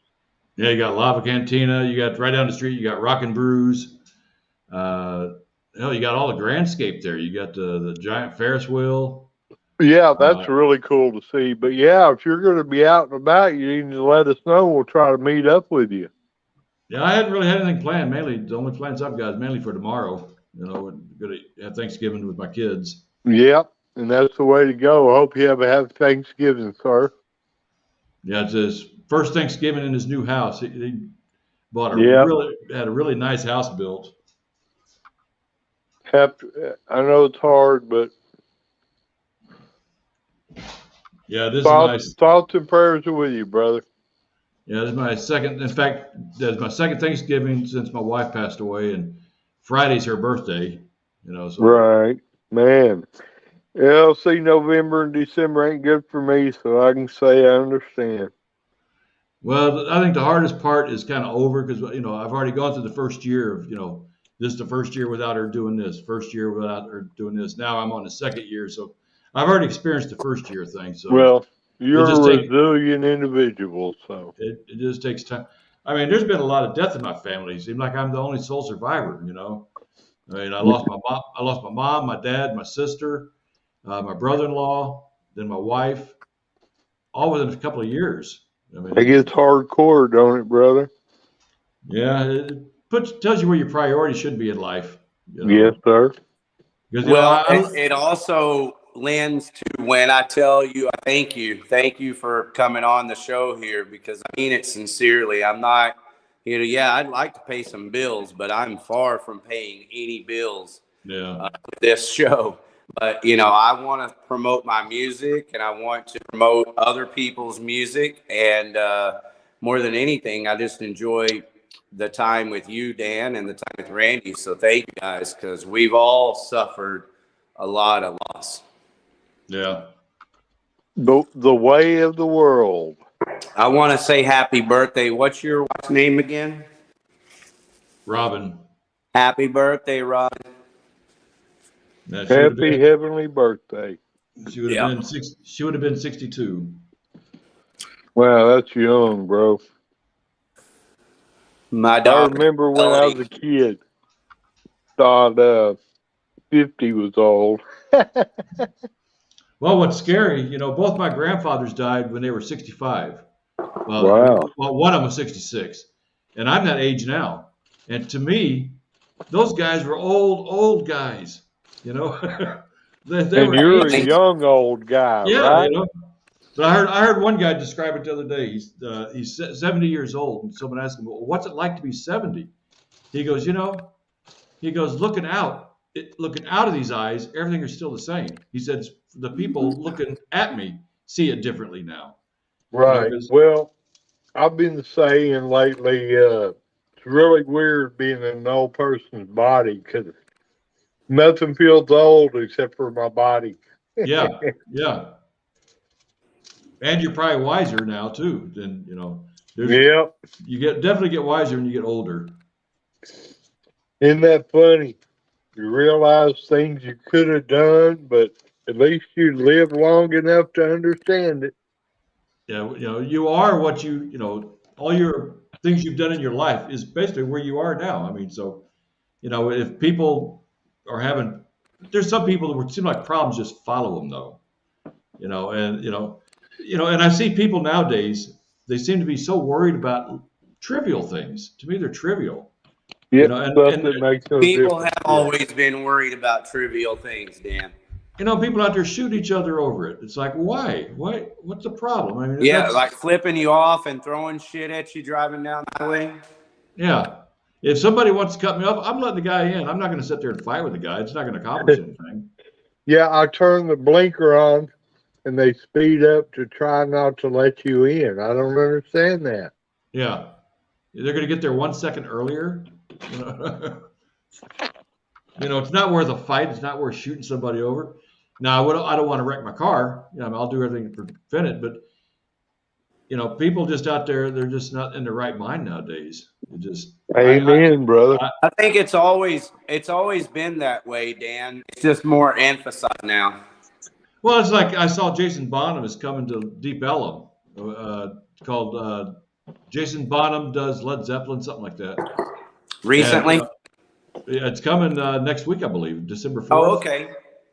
And I see it's down at Deep Ellum. I said, I would be at that show if it wasn't in Deep Ellum. Yeah, I'm with you on that. The crime has gotten so bad down there, I don't want to even go down there, not till they clean up their act. And I don't understand why artists are still going down there. There's too many other good venues around Dallas-Fort Worth where they could bypass Deep Ellum and still get a decent crowd. I wonder if they have the option or not, because they got to get in as many gigs as possible. Yeah. A lot of them are, it's for the touring acts. There's only one Trees in Dallas-Fort Worth, so Trees is going to get all those shows.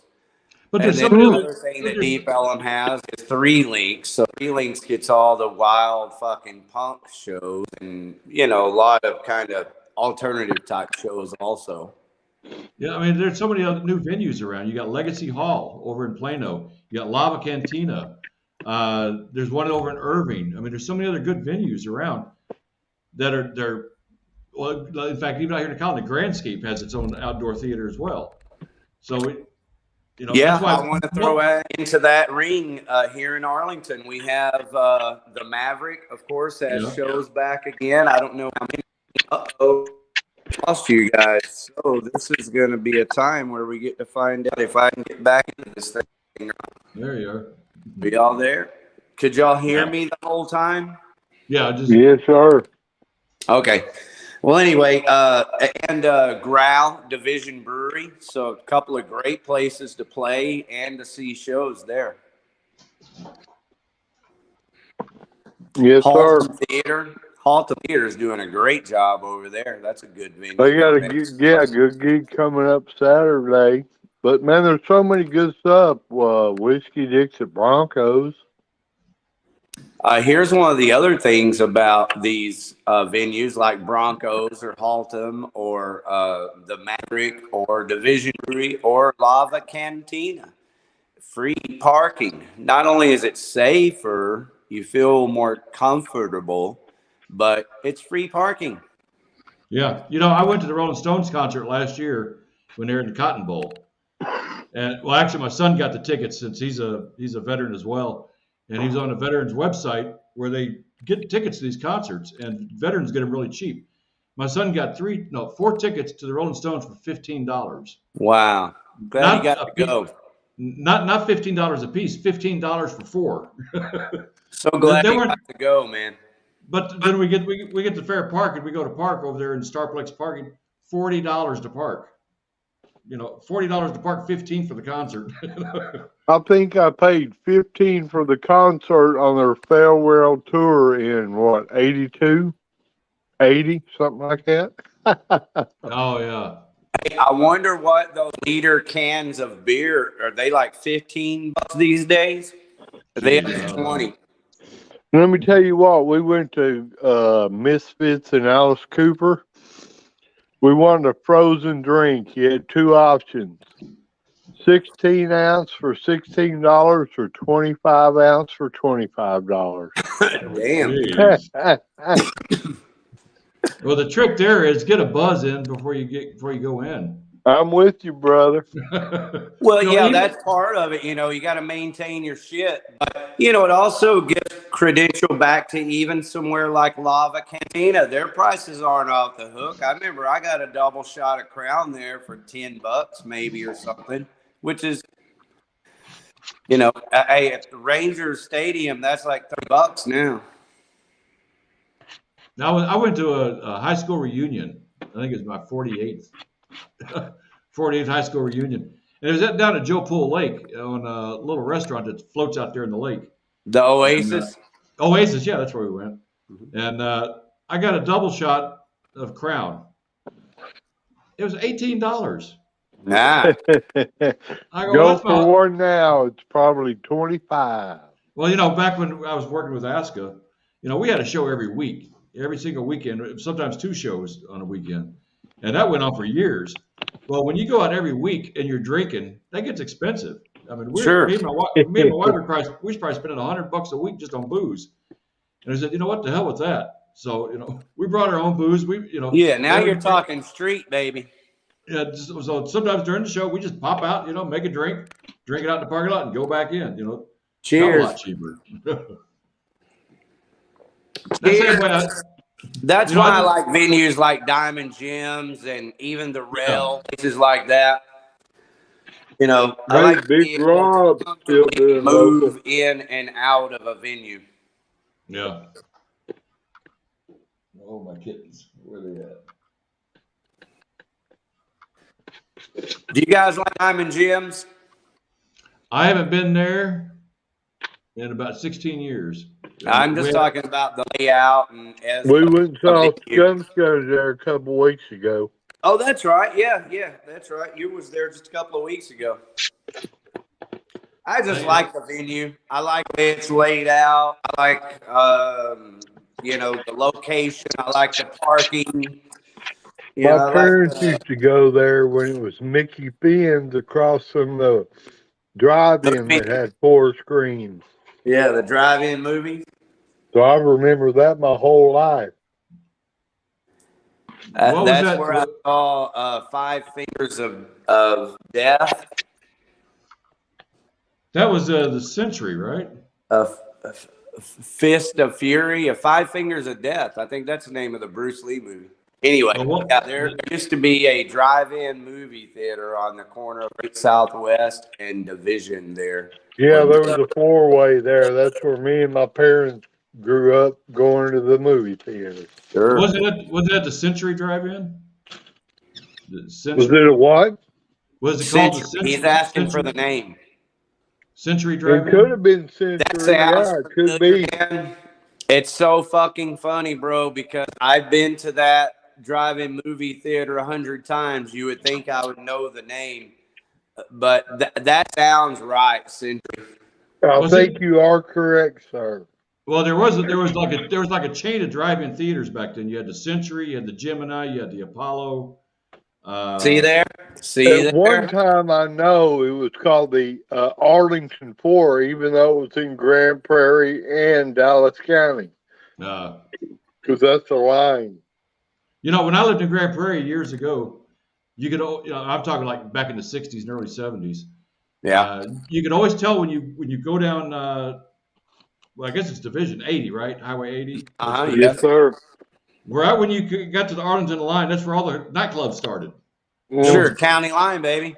There was nothing. There was the Ritz. I can't. Oh, what was the name of some of them? But this back in the '60s. This has been people in suits with the clubs, you know. Well, that's the way that the city planners worked it all out, where even though Grand Prairie was dry and Arlington was dry, they figured if they put the bars on the county line, both counties could benefit, blah, blah. Yeah. And we did, you know. I saw a Boss Weed over there.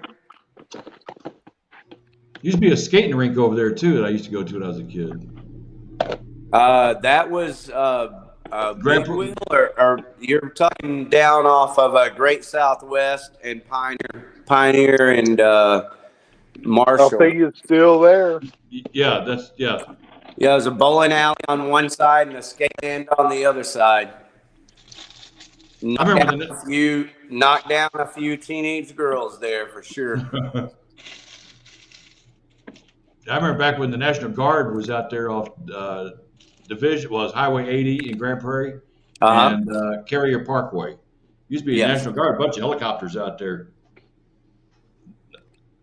That's interesting because I don't know if I remember that. I know TV has always been down there at Maine near 14th, north of the lake there.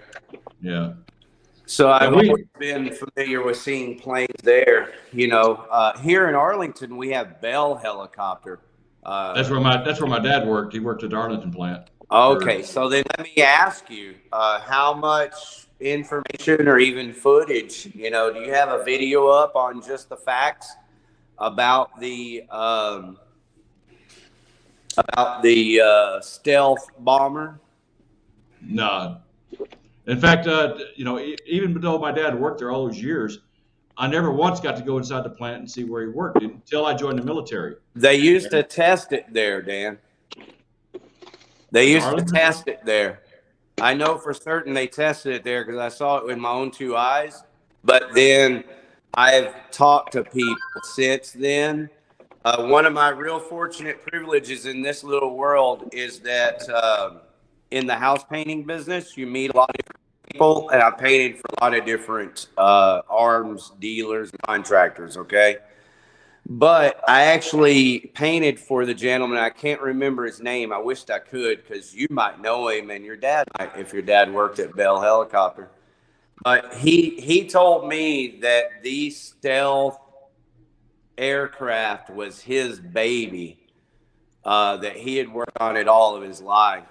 And I was painting his house because he was going to put it up for rent and was moving. This was 4 or 5 years ago.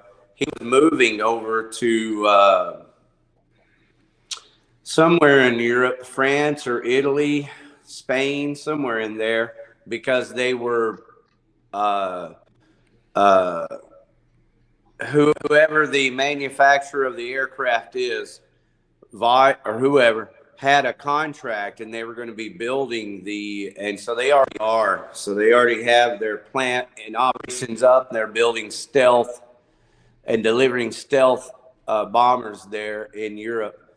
And this guy that developed it here, he's out there. And so I asked him about it. I was like, look, man, I used to watch that damn thing over at Bell Helicopter. And I had 2 friends that worked at Bell Helicopter, friends whose dads worked there. So I was aware that that was a research facility there off of I-20 near the airport at Collins. Yeah. And so he's one of the people that told me, yep, that was it. Well, I never heard anything about that. My dad, he worked on the V-22 from inception all the way until they, started actually producing them. Yeah. And wow. And then I know back during the Vietnam War, he would work on the Hueys, the Cobras, and then I know in the mid '70s he actually went to Iran and worked in Iran for a while when the Shah was still in charge over there, and actually worked on the Iranian helicopters. Could we assume that it's a possibility that maybe some Iran Contra helicopters? That's wild, dude. That's crazy information, Dan. Well, it was after that. It was probably, he said even when he was there, it was getting pretty rough. And then after he left, that's when they ousted the Shah and brought in the Ayatollah. Oh, okay. So he was there before Reagan era. Yes. Reagan was about, what, 78? He's at 78? He was, my dad was in Iran in 76. So that was Gerald right Ford. Before. Gerald Ford and Jimmy Carter. Yeah, right before. Yeah, that was a big deal. They Iran had American hostages, and they released them the day that Ronald Reagan took office, and it's like a really big deal. I think they held them hostage for 444 days, something like that. Hey, you know what's cooler though is that your dad actually worked on the B-52. Which one? What did he work on? No, the V-22, the one with the tilt rotor. And where was that? Was that here in Grand Prairie or? That was Arlington, yeah. Arlington, where am I at? Where is I know where Bell Helicopter is off of 360, and then there's another Bell Helicopter here in South Arlington. Well, it was in South Arlington. It was in the Arlington Airport. Right, yeah. Arlington Airport. That's where he worked for years. Sometimes back in the old days, they used to have a plant at the old Greater Southwest Airport. Yep. He used to work up there for a while. Then he worked in Hearst for a while, the Hearst plant. Really? Building a fucking bomber there at those 2 airports, huh? Well, the V-22 was in Arlington.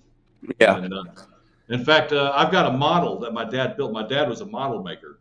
Yeah. And before the V-22 was even built, he already saw the plans and he built a model that looked just like it. Wow. And Congress is about to cut that project. And so a bunch of Bell Helicopter executives went up to talk to Congress, don't cut the funds on this. We need this. And they wanted to bring my dad's model up there as an exhibit to show the congressman, this is what the V-22 looks like, And my dad said, yeah, you can take it, but I want to go too. So my dad got to go up my dad was in the White House. He went to Congress. He did all that. And I go, that's so wild. My dad was up there only because he built that model. And and when my dad passed away, I've got the model in my bedroom. Very cool. Man, that's so cool, Dan. You're a super interesting guy, man. And, I'm not surprised to hear that your dad is cool like that also. So it makes sense. No, that was about the only thing my dad was cool at. Was building the airplane and the model. Oh, you ought to have seen the models my dad had. Oh, my God. After my mom passed away, they had quite a bit of money. So my dad decided he's going to enjoy the rest of his life doing his hobby.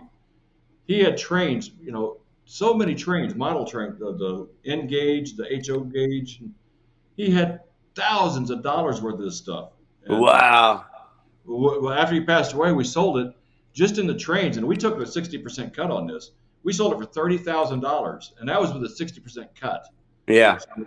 So he had well over $100,000 worth of just model trains. Fun. Good times. He had one whole room that was nothing but a train layout. It was a city. Yeah.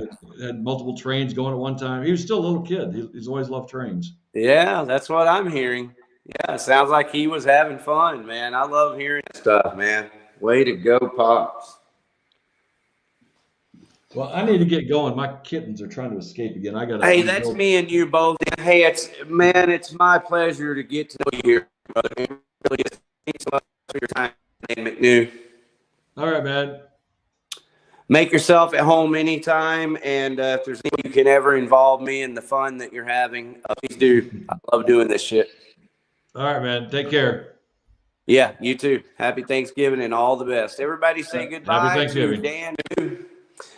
And, of course, you can join him over on his channel at Just the Facts Man. That's right. Over at his channel, Just the Facts Man. Before he left, I've gone over here to the comments, so I apologize, y'all, and I apologize to you too, Dan McNew.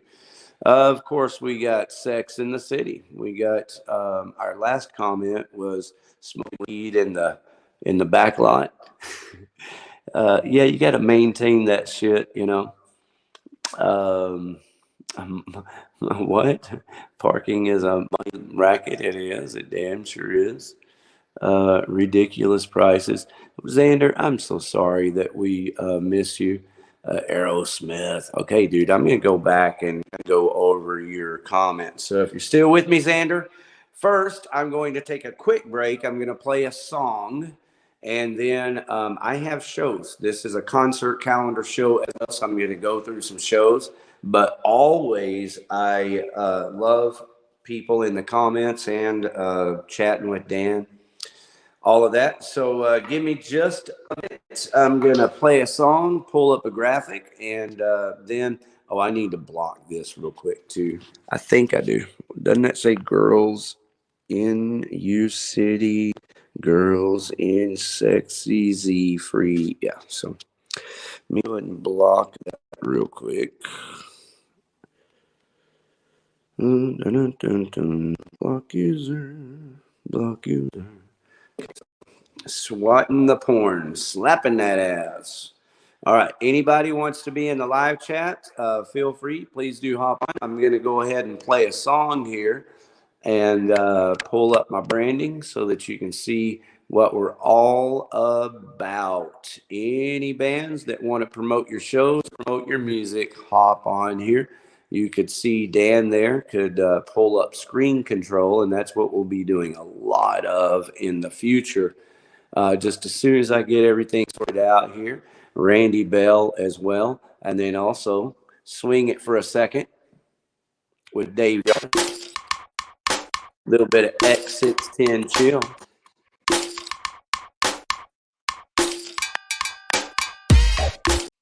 Why, here comes our criminal now. What do you have to say for yourself?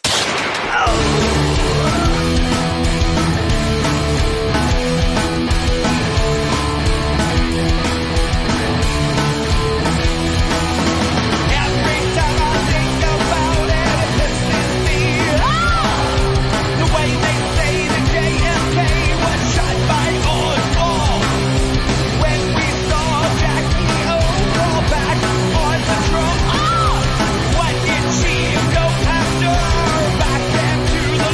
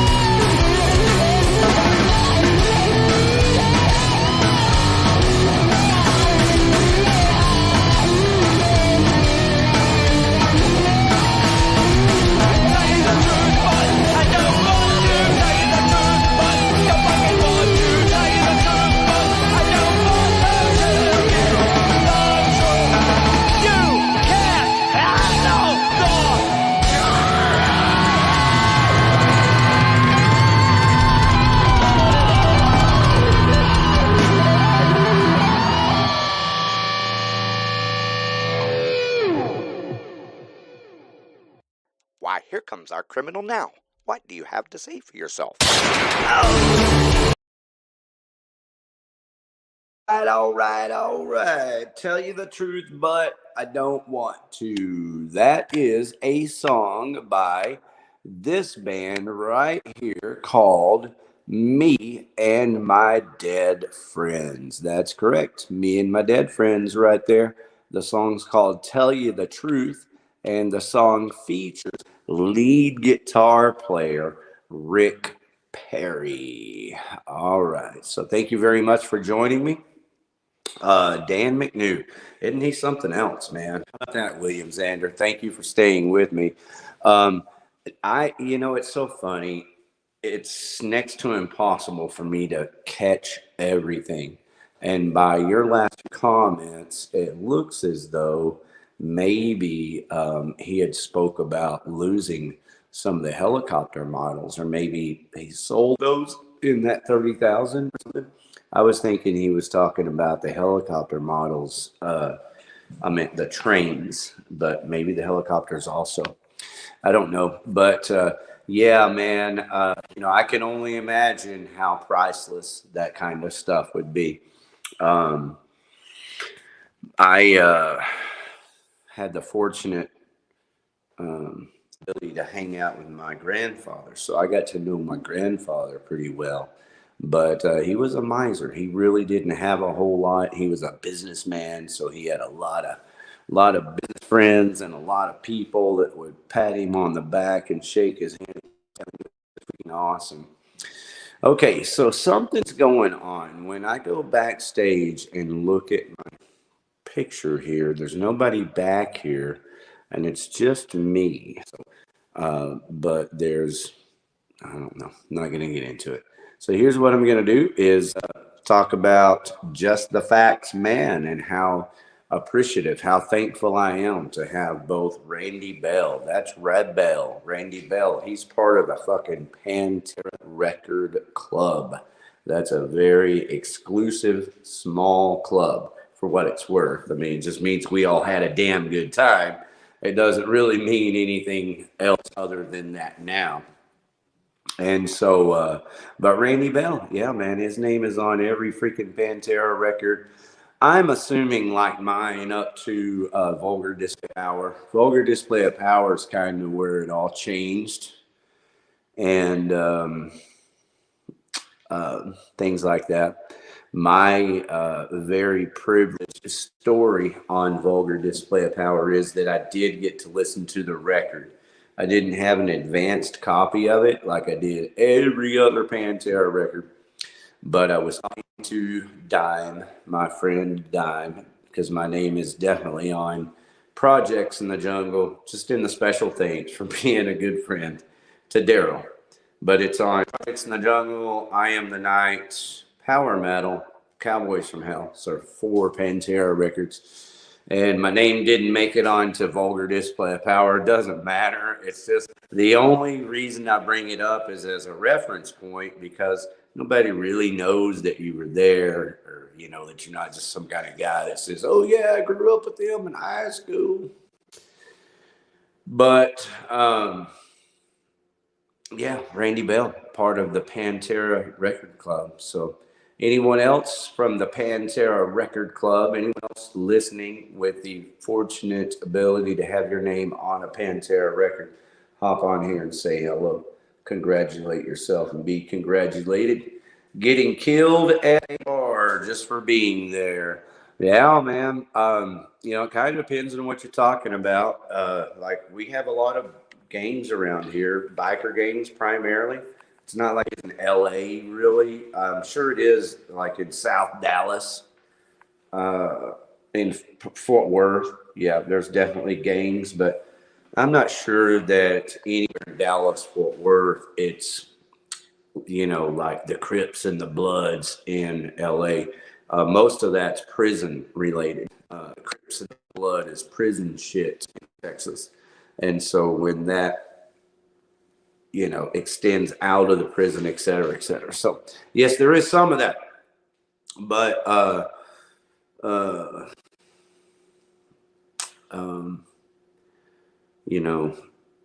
I was going to give an example. Oh, I had a friend at a bar here in Fort Worth. It's been 6 or 7 years ago now, who was a biker, and anybody can go look it up if they want to. At a bar on Race Street in Fort Worth, and his is Jeff. And it was weird, man, because I saw him associated with these biker dudes, and like most of his friends weren't all that biker gang associated. And he ended up dead. Went into a club, and there was some kind of rivalry of some kind. I don't know, but it was a big shootout, and he ended up dead. So that kind of stuff happens as well. And you know, either way, it's just not worth it. It's fucking bullshit when you live in a world that is as good as this world is, you know, and people fuck it up, you know. That's why the world sucks, is because people want to fuck it up. The singer Meatloaf, I saw that video. Let's see. I've been kind of backing up quickly. So say here, she came back pregnant and had 6 more in the box. And so that's kitty cats. All right, William, thank you so much, man, for being a part of the conversation. So this should be in our, we're all the way back now. Kitty cat, kitty cat. Ooh, ooh, ooh. So saw the video. All right, the singer Meatloaf was there when it happened. He was 16 years old and was stopped by the cops. Which event are we talking about now? Is this so funny? That's why I apologize for missing you. I should have gone back to the comments while I was talking to Dan McNew. So everyone, thank you very much for being a part of this audio broadcast this evening, especially Randy Bell and Dan McNew. Catch all of his cool stuff over at Just the Facts Man. And with that, your health gets put to the pasture. I have to tell you, it's just as good a time as any. It doesn't have to be put out. And if it is, how about this pasture? Pick you some dandelion while you're out there. That's what I do, Xander. I've been consuming leafy green plants, primarily in the form of dandelion, for over 30 years, very regularly. And all I can tell you is that at 57 years of age, this is all that gray that I got. Let's see. It's all the gray that I got. I still got muscles. All my body parts function. No testosterone issues. No major surgeries. No prescription medicines. And sorry, friends, to have to tell you. I just had another friend. I got a friend right now, a very dear friend. It's very dear to me. One of my closest friends is pretty much dying in the later stages of diabetes. As I drink cherry Coke. But that's kind of my point, is I would be a lot healthier if I could afford it. I'm really fucking broke. But I have to tell you, just because it's what I believe, and I don't mean to be pushy or proselytize or shove dandelion down your throat or anything, but leafy green plants, scientifically, we know are what's best for the human body. It's not the only food, it's the best food. So I just recommend that you add it to your existing diet. Ta-da. So there you go. If your health gets put out to the pasture, have some dandelion while you're out there. Ridiculous prices. Prices have gotten fucking ridiculous, and there has to be a revolution. Like, I'm a punk rocker, if you haven't written my music. And, you know, without a doubt, if I hadn't had the couple of family tragedies that I had in my life, and then coupled with the tragedy of the economy and the pandemic and everything else, you know, I would have already been touring and out playing all over the country. And I would be preferring to do punk rock shows. Like, the smaller the venue, put me in a garage. I don't give a fuck. I will bring my PA, set up my shit, and put on a fucking killer goddamn show. All right. Smoking weed in the backlight. Man, you got to maintain your shit, you know? Like we're establishing shit's too expensive. Yep. So then we're 3D printing. So I'm going to go all the way back to the top now. See what your latest comment is. Right. Dandy lion are edible. Yeah, they're not only edible, like every part of the plant's edible. Flowers edible, the leaves are edible, and the root is edible. I have a YouTube channel called Dandelion Chef, so you can go over there. It's just Dandelion Chef 8282 is the actual channel. And I've got a ton of fucking dandelion information there. And then same thing on Facebook. I've got a page with 600 followers called Dandelion Chef with like 5 or 6 years of information over there. Recipes. I mean, tons of information there. So what I'm doing now is after 5-6 years posting on Facebook, shit, they're still just wanting my money. They don't want to pay you anything. They just want your fucking money. That's how Facebook's set up. But YouTube, they're not, you know, I'm not getting rich off of YouTube. I have a house painting business that's monetized, Xander. So I make a little bit off of YouTube, and I feel like this would do much better. Not really to make money, but I'm just trying to help people, honestly, man. I've had many friends in the last 3 years alone die of cancer. Right now, one of my shows I've got coming up, I'm about to get into the concert calendar, everybody. But one of my shows that I have coming up is a cancer benefit show, you know. And they'll say things like, fuck cancer. And they might even use the Susan G. Komen logo or slang or whatever. You know, but none of them just look at this information. You know, and just because I say it like that, hey, we got other information that's vital to the cause of curing cancer, preventing cancer, living life abundantly to the fullest, as healthy as possible. No, that won't do at a fuck cancer show. So let's see. Thistle is good. Yes, sir. Man, you would enjoy my channel over there. I've got a video on my YouTube channel with Thistle. Maybe you have. Maybe that's why you're bringing it up. You're like, yeah, I've seen the Thistle over there. And Curled Doc also.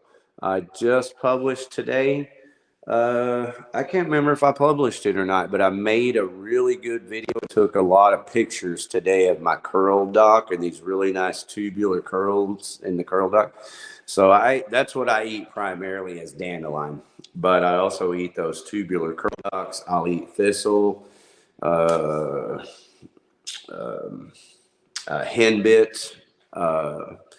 and really I don't eat henbit.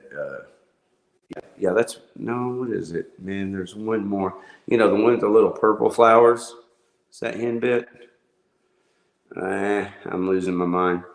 But I've also done a lot of growing microgreens over the years. I just haven't done it in the last few years. The last tray of microgreens I had, a contractor cut a hole in a fucking, 50-year-old attic space. And all the dust fell out of there and into my 2 trays of food. And it has more to do with being broke. If I had the fucking money, I'd be growing microgreens. And it's weird because, like I used to share microgreens with so many people for free. And you think that those people would be like, shit, man, maybe we ought to see if Rick needs some help getting some microgreens so we can get some. But telling you, Xander, people just don't give a fuck, man. They're dying. They will go to their doctor and beg for that goddamn prescription and get mad at their fucking insurance company for not covering enough of it before they'll just look at a leafy green dandelion in their yard and go, what's going on with this leafy green plant? Best thing about dandelion is you can make it a tea. Hey, that'd be the best thing for you. You know, people make coffee out of the roots. I've made coffee for years out of the roots. I don't anymore, but I did for years. I have consumed Xander. I've consumed dandelion for over 30 years. So I've consumed it every way you can imagine. I have served it up every way you can imagine because, you know, I've served it to my wife and my girlfriends, my friends, my family. I've taken it to family Thanksgiving dinners, family Christmas dinners. I mean, you name it. I've served it every fucking way you can imagine. And so now today at 57, you know, the only time I really fix it's when I don't know, I just put shit together and take some pictures that look good for social media. Because it's just me and my grandson. And my grandson, he just picks it and eats it. And he knows to eat the little baby leaves and everything. He's got it down. So he's a little genius. So he doesn't need to put it in his eggs or in a smoothie. I'd like to put it in our smoothies. But again, I came on here to show my gratefulness, my gratitude, and my appreciation for life. And I am super appreciative to be able to do this show and have you, Xander, in the live chats, and to have Randy Bell on the show, have Dan McNew on the show. I mean, it's fucking humbling. I really wish that more bands would take advantage of it. I mean, it's here. We're here for you guys. All of us are. And I know it obviously helps if I were able to do more. But if y'all remember, you know, Tex Duncan, man, I did a lot of shit together with you. And I'm not saying you owe me. You don't owe me nothing. It's just like I don't owe you nothing. You know, that's not what it's about. But, you know, you guys need to hop on here and take advantage of this. So here's the thing is that I'm not really big, Xander, on making a bunch of things with Dandelion. I make music. I'm an artist, and I'm not saying that you shouldn't or you can't. Yeah, you can make coffee with the roots. You can make tea with the leaves. You can dry out the leaves. They'll last you a long time. There's a lot of different benefits with Dandelion, the flower. But my thing for you, Xander, and anyone else, and you know why I talk about it as much as I do, is just eat those leafy green plants. Don't make a deal of it. You know, it's not a deal. It's not a fucking big deal. It's not a big complicated thing. It's real simple. The dandelion are growing in the yard. Eat them. That's what it is. The dandelion are growing in the yard. Eat the dandelion. And so part of the dandelion, the small baby leaves. That's what you eat. So I talk about all of that in detail on all my videos over there on my YouTube channel and on Facebook. But again, yeah, you can dry it out and make teas. There's a lot of benefits other than just consuming it fresh and raw. But I'm all about strengthening the blood. We are a malnourished generation of people, and I'm all about strengthening the blood. So try to eat it raw. Watermelon tea made from seed. Yeah, man, that sounds delicious. I love me some watermelon. Same thing, man. I just assume sit there and eat the watermelon. I'm looking at my monitor for the record, Xander.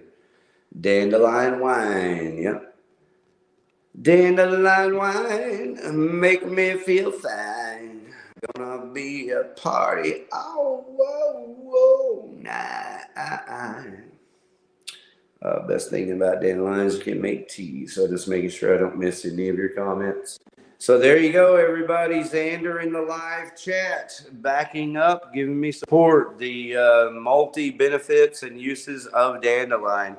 The way I like to concisely put it is that dandelion is the most readily available, nutrient-rich, mineral-dense, fresh, organic food. And that's the best way I know how to put it. What you choose to do with it is your business. You know, there's a lot of different things you can do with it. And, you know, I like talking about that stuff too. So hop on over the Dandelion Chef page, and I can't do live videos over there yet. I'm doing my live videos on Facebook. Yeah, man, that I tell you something else along those lines that people just don't know anything about, don't ever think about, and that's food grade hydrogen peroxide. You can fucking get oxygen in your body by consuming food grade hydrogen peroxide. Hello, Johnny Yarborough, and welcome to the live chat, brother. It's good to see you. I apologize I didn't get back to your message the other day. You had left a message on one of my videos, and normally I'm very good at getting back, but I think it was a general question like, what are you up to? Man, this is what I'm up to. So good to see you. Thanks for hopping on. Any questions you got, brother? I'm about to wrap up. I'm in the wrapping up process, but if you have something, bring it. I'm going to do my concert calendar here in a minute.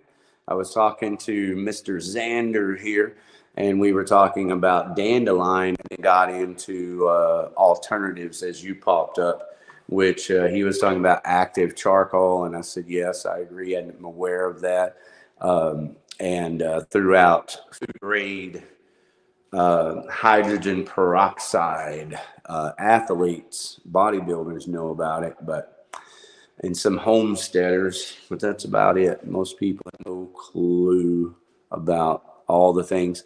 I'll tell you something else that everybody does know but doesn't, and that's eggs. Like chicken eggs really are golden if the chicken is eating bugs. The nutrients are in the bugs. So as long as, you can eat the bugs and get the nutrients, but they're not, like the texture is not the best, the most favorable. And so you let the chickens eat the bugs. The chickens lay the eggs with all the bug proteins. That's a golden egg. You combine that with dandelion and then even like a good craft beer. And that's some kick-ass energy right there. Good. I'm going to start doing video. All right, bro. Well, what does that mean? What kind of video are you going to start doing? I've been doing video here with Outlaw Video TV for about 12 years, and it's been a motherfucker, bro. It ain't easy, and I've worked with a lot of bands. I mean, I've worked with a lot of bigger bands just doing interviews, but I've worked with a lot of local bands, people that you just think working with those bands would help you get somewhere in this business or world, and it's really challenging. Lightning is a motherfucker. When it strikes, it strikes. And, I think Jim Terry is a lightning rod or bolt. And I'm very thankful for Jim Terry. All of my viewers here at Outlaw Video TV, most of you know that. But just to bring it up, since Johnny Yarborough is here, he's a big deal, big guy on Jim Terry TV, and I appreciate him for that. I appreciate everything you do for Jim Terry and Jim Terry TV, Johnny Yarborough, the gay sloth. And if everybody likes, just fucking adolescent entertainment and humor, and a lot of women talk, really. They've acknowledged their audience. A lot of the people on YouTube are women, not men. Men are on Chatterbait and OnlyFans. Women are on YouTube. And so there's a lot of women talk over there on Jim Terry TV.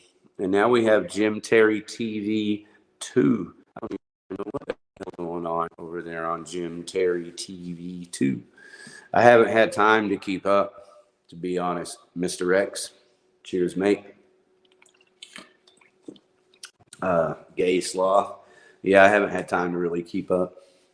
So, everybody patiently awaiting the concert calendar. How about you, Johnny? You got time to go through the concert calendar with me? It's going to take me about 10 minutes, everybody, and that's if I go kind of quick. So, we'll see what happens, and just want to ask everybody in the live chat to go ahead and chat, and I'll be right back to do this concert calendar. I have to kind of hop over here and do this. So what I'm going to do to kick off this concert calendar is I'm going to do this right here. Some exit chill.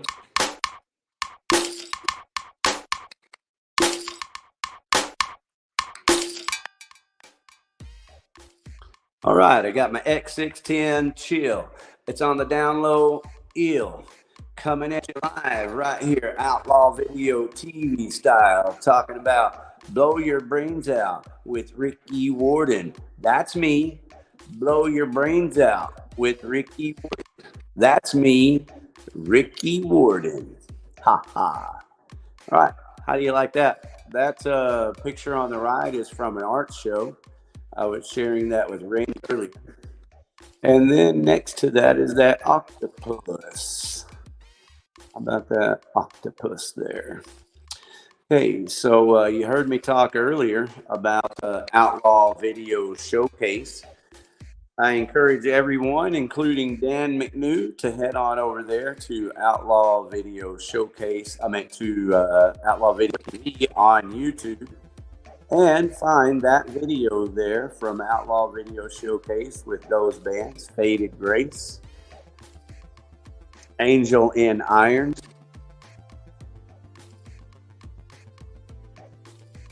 oh my goodness, I feel terrible. I can't read that on my monitor. So there's that. Hey, look at there. Johnny's over here. Pop back over here to take you off. So, yes. All right. That's cool. Thank you, brother. So, wasn't that a cool picture? How about ass? That ass is cool right there. That's a band called Faded Grace. So, if you want to go listen to that band, that's Faded Grace. If you would like to know what that band is today, follow the little trail crumbs to get there to find that ass. But if she wants to come on the show, she knows she can make herself anytime she likes, and she can bring her ass right on over here for all of us. All right, well, here we go. This is Headbanger. Real quick, before I move forward, I'm going to get rid of this music. But to get rid of it, I got to turn it back up so that it's... Get up there, baby. Yep.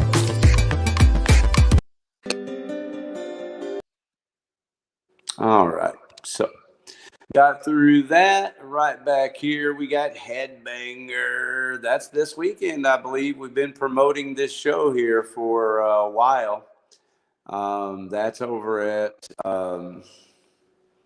Haltom Theater this weekend. It's part of the Power Fest. I'm looking for that flyer. Is this it? That looks like that is it. Yes.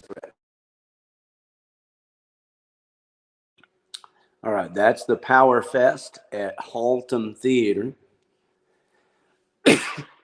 Sorry. So there's a breakdown of that flyer. Headbanger and Infidel Rising. Infidel Rising has a new record. It features a Solitude Eternus cover. It features a Pantera cover from the power metal record called We'll Meet Again. Of course, it has 8 other original songs that all kick just as much ass or more. So you want to check out the Infidel Rising record and then go support those fuckers live. And then check out Headbanger also and the other bands there for that show. All righty. So just to make sure that my little psyche works, I'm going to go into this basement show here real quick. This is the show with Lowside. Sorry, I got to get that one out. I can do it right now. Actually, delete overlay. So there. We got Lowside at Trees, December the 17th. That's the basement reunion. So all the basement fans of the Basement Club over in North Dallas off of Greenville and Park Lane. There's a niggas there now. So the basement reunion is at Trees. It's a holiday celebration, and that's December the 17th. Here's a couple of shows. Ritual, this one we're all really excited about here at Lava Cantina there in oh, that's tonight. Wow. No, that's next Wednesday. All right, so that's next Wednesday. Somebody love me? Want to get me some tickets? A little gas money? I'd love to go see this band. And something tells me that Dan may be there. So if I can't make it, maybe Dan can broadcast live on the show with us. Let us check out some Ritual, a ghost cover band. If you do not catch Ritual, the ghost tribute band at Lava Cantina next Wednesday, midweek, then you can catch them Friday, December the 9th at the Rail Club, which that type of show is harder for me to make. Believe it or not, Wednesday, that's why I do the show Wednesday night. It'd be a good show for me to make. I could actually do my show from there and, make a fucking night of it. If I just had a little bit of money. The truth is I don't even have fucking money for shoes and beer, pants, stuff like that. So there's your Headbanger t-shirt. Be sure and look for some Headbanger merch while you're out there this weekend. Bands, flyer shows here on the Outlaw Video TV phone pole. All right, what is that one right there? This is some information coming up. I have to see it. Basement Reunion. Oh, there it is. So let's wear the hell out of this one. The Basement Reunion Holiday Edition. Mind, Body, Soul. Low Side. Aurora James. The Last Heartbeats. The Basement All-Stars. That's at Trees. Again on December 17th. A holiday edition of the Basement Reunion show. So there it all is there. We're moving right through. That's this weekend, the Power Fest with Infidel Rising and Headbanger. That's the Iron Maidens. You can see that interview. There's the Trespassers. They got a anniversary show coming up, and you have heard the Trespassers Killdozer here on Outlaw Video TV. You can also hear the Trespassers Killdozer on the Freak 97.1 FM radio, the Freak. Well, goddamn, there's that shirt I was looking for earlier when I wanted to share it with everybody on the panel. This is my boy's Creeper. Stay high, my friend. I mean, that's just cool as shit right there. Look at that other picture. This is Texas. These motherfuckers got weed all over the place. You gotta fucking love Creeper, man. Back to that Resistant Bite. Listen to this record today. That's Vinny Peace there, brother of Carmine. Carmine Apiece, Vinny Appice. So that's Vinny Appice there, brother of Carmine Apiece. I do that on purpose. All right. So, again, go see Creeper. That show is going to be coming up here in just a second. So I'll go back to the shirts again in a minute. That show comes up. Get over there. Back over there. There. That's what we're after. Give me a second while my graphics pop around here and I see where all I'm at and what I have going on. O'Reilly's Friday, November the 25th. So that's this Friday. Midnight Sun, Rhonda Ray. That's why I have that saved. If anybody's seen Rhonda Ray, please let us know what you think of Rhonda Ray in our live chat here, or even hop on our channel, on our panel, about Rhonda Ray. She got my attention playing Growl Records, the Division Brewery Growl Records show. And so she's pretty active and looks like she rocks and rolls. I wished I could have seen her at that Growl show. Breaks my heart that I didn't. The one on the right is hot as hell. Is that the Iron Maidens? You got to go check out that interview, Xander. And somebody help me with these other shows. Altum Theater on December the 17th is having a big fucking death metal show. How do it's just a suspicion that it's death metal. Vardis, I see Vardis on there. Isn't that what that says? Vardis? I don't even know. Something flesh. I see something scars of the flesh. Something flesh there. But anyway, there you go. Haltom Theater is Edit Hardcore. $15 tickets, December the 17th at Haltom Theater. Go support Rhonda Ray, a friend to Outlaw Video TV. Midnight Sun audio arrivals this Friday, November the 25th at O'Reilly's in North Dallas. And that is, of course, free parking always at O'Reilly's. And that's important. As we said earlier, it can cost you $20 to park in Dallas sometimes. All right. So Solid Hate. This is another Haltom Theater show. It's January the 20th. So be prepared to see this graphic more often. Tower High is on the show. That is one of the bands with Aaron Bird on the show. And the other one is Pass the Ammunition. So Pass the Ammunition. Looks like a Halloween show, doesn't it? Would they have like a leftover Halloween flyer and said, fuck it, put that together? Or is this maybe last year's? $10. It might be last year. Right? Anyway, hey, all you bands, Solid Hate, High Tower, Pass the Ammunition, get the fuck on here and flyer your shows on the Outlaw Video TV phone poll. Okay, on the other show, I see Judas Goat. Got some Dallas War death metal with Judas Goat. Cutting the Sickness, a fuck cancer benefit. So there you go. That's our fuck cancer benefit. I think this is at Theater Gallery. And let's see, Jessica Leifick, Eminent Productive Promotions. Anyway, everybody involved, thank you. Thank you from the bottom of my heart. I'm not knocking you. I'm just having fun like you have fun. And because you're doing a cancer event doesn't mean I can't fucking have fun. I deal with cancer every goddamn day, and I can have fun, okay? I don't need your permission to have fun. If you don't like it, fuck off and die. But check it out, Dandelion. If you really want to fuck cancer, fucking look at Dandelion. Really, just look at it. Go over to my YouTube channel. Look into Dandelion. Do your research. That's how you fuck cancer, by cleaning your blood and strengthening your blood.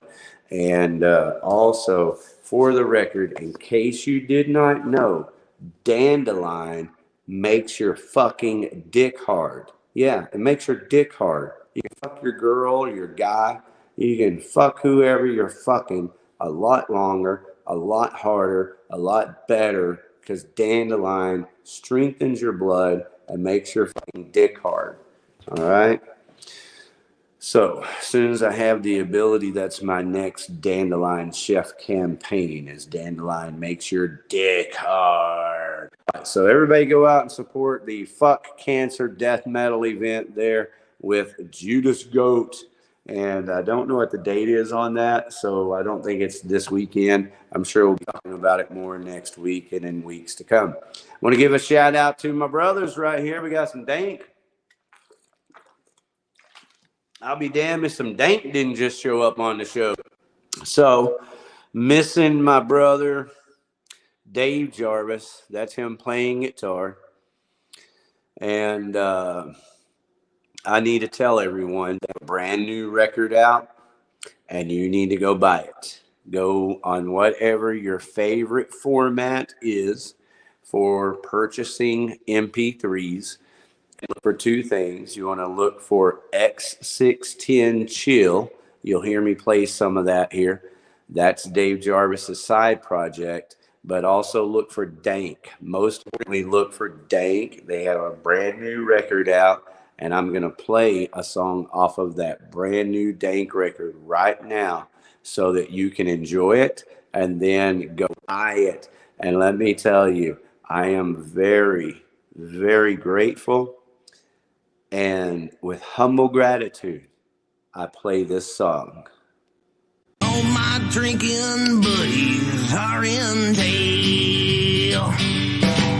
And I'm too drunk to drive to go pay their bail.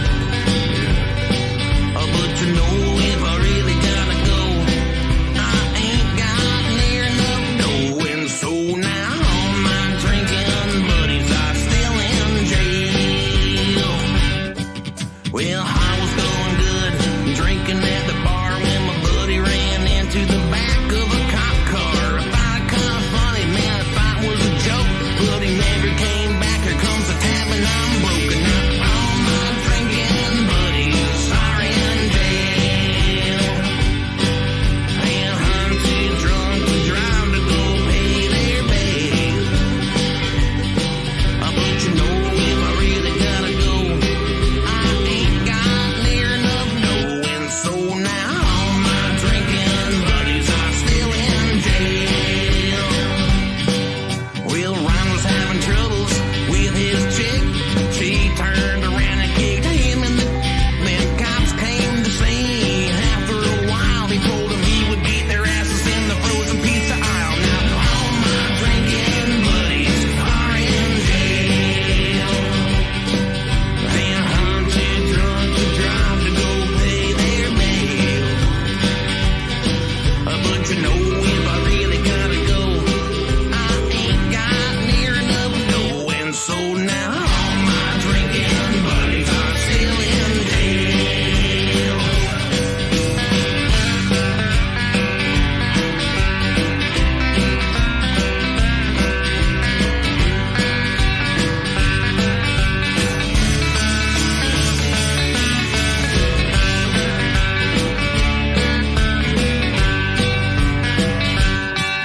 Her mother started boozing at 62 and then began for breakfast to hallucinating at noon. She ran a school bus stop sign in my stolen car, so they took her to the pokey for a little R&R. Now all my drinking buddies are in jail.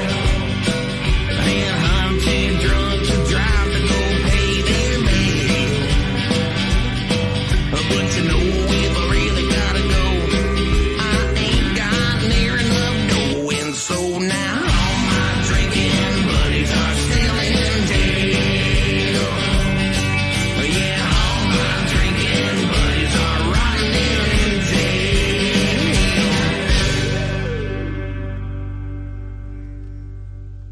1, 2, 3, 4. A woo! There you go. Not just a woo, but a woo. How about that? There's just some hot dank. And of course, Xander. That's the best thing you could say. Go check out now. I'd rather you be over there purchasing some dank and enjoying good music than to be here listening to me ramble on.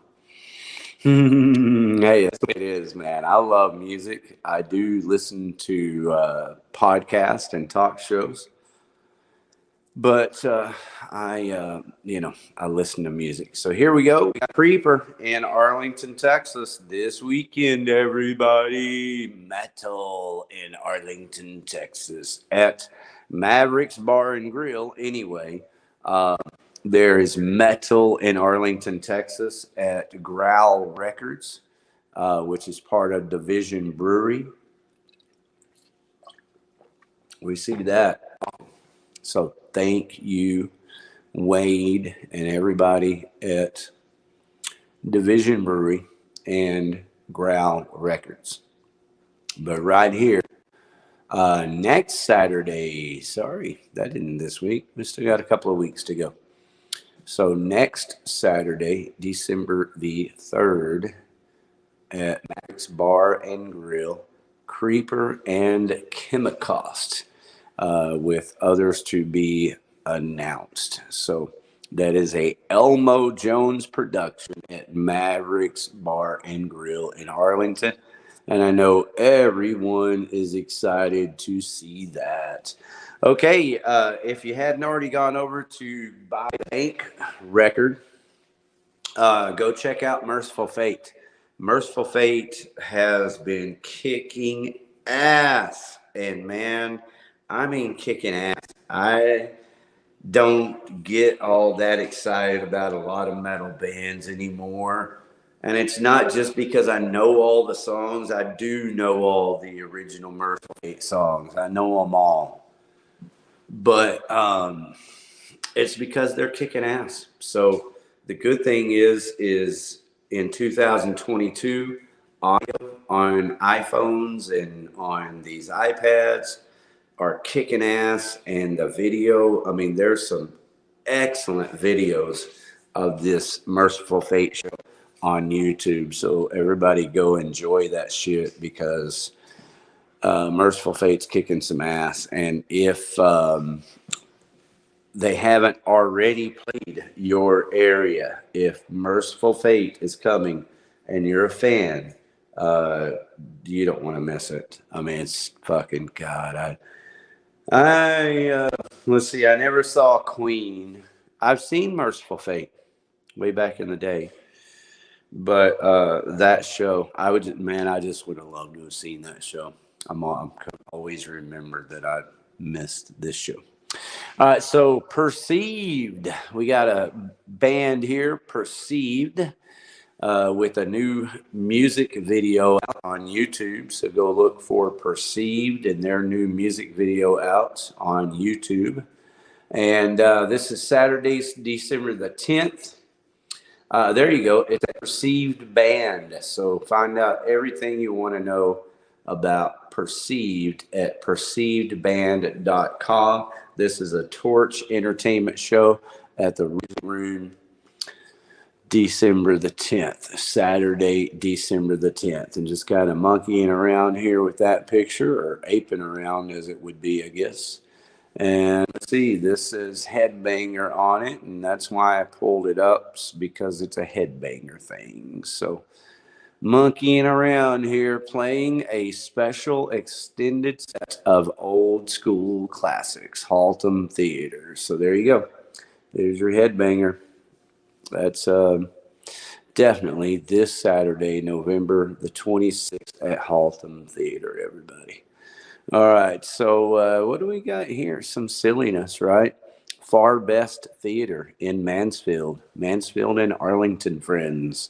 Local vendors, live music, holiday festivities, and while you're there, Dirty Job Brewing right there next to Far Best Theater, so you can get your fresh craft brews at Dirty Job Brewing.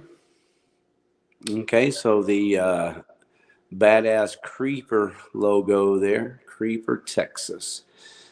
This is a trivia question from earlier. The prize will be held over for the contest next week, because nobody could guess who that character is. I miss you, David Jarvis. We actually had a pretty good show tonight, but Randy Bell is basically, that's co-hosting stuff. Randy Bell really helped out a lot tonight, so that's co-hosting material. He helped the week before last. That's co-hosting material.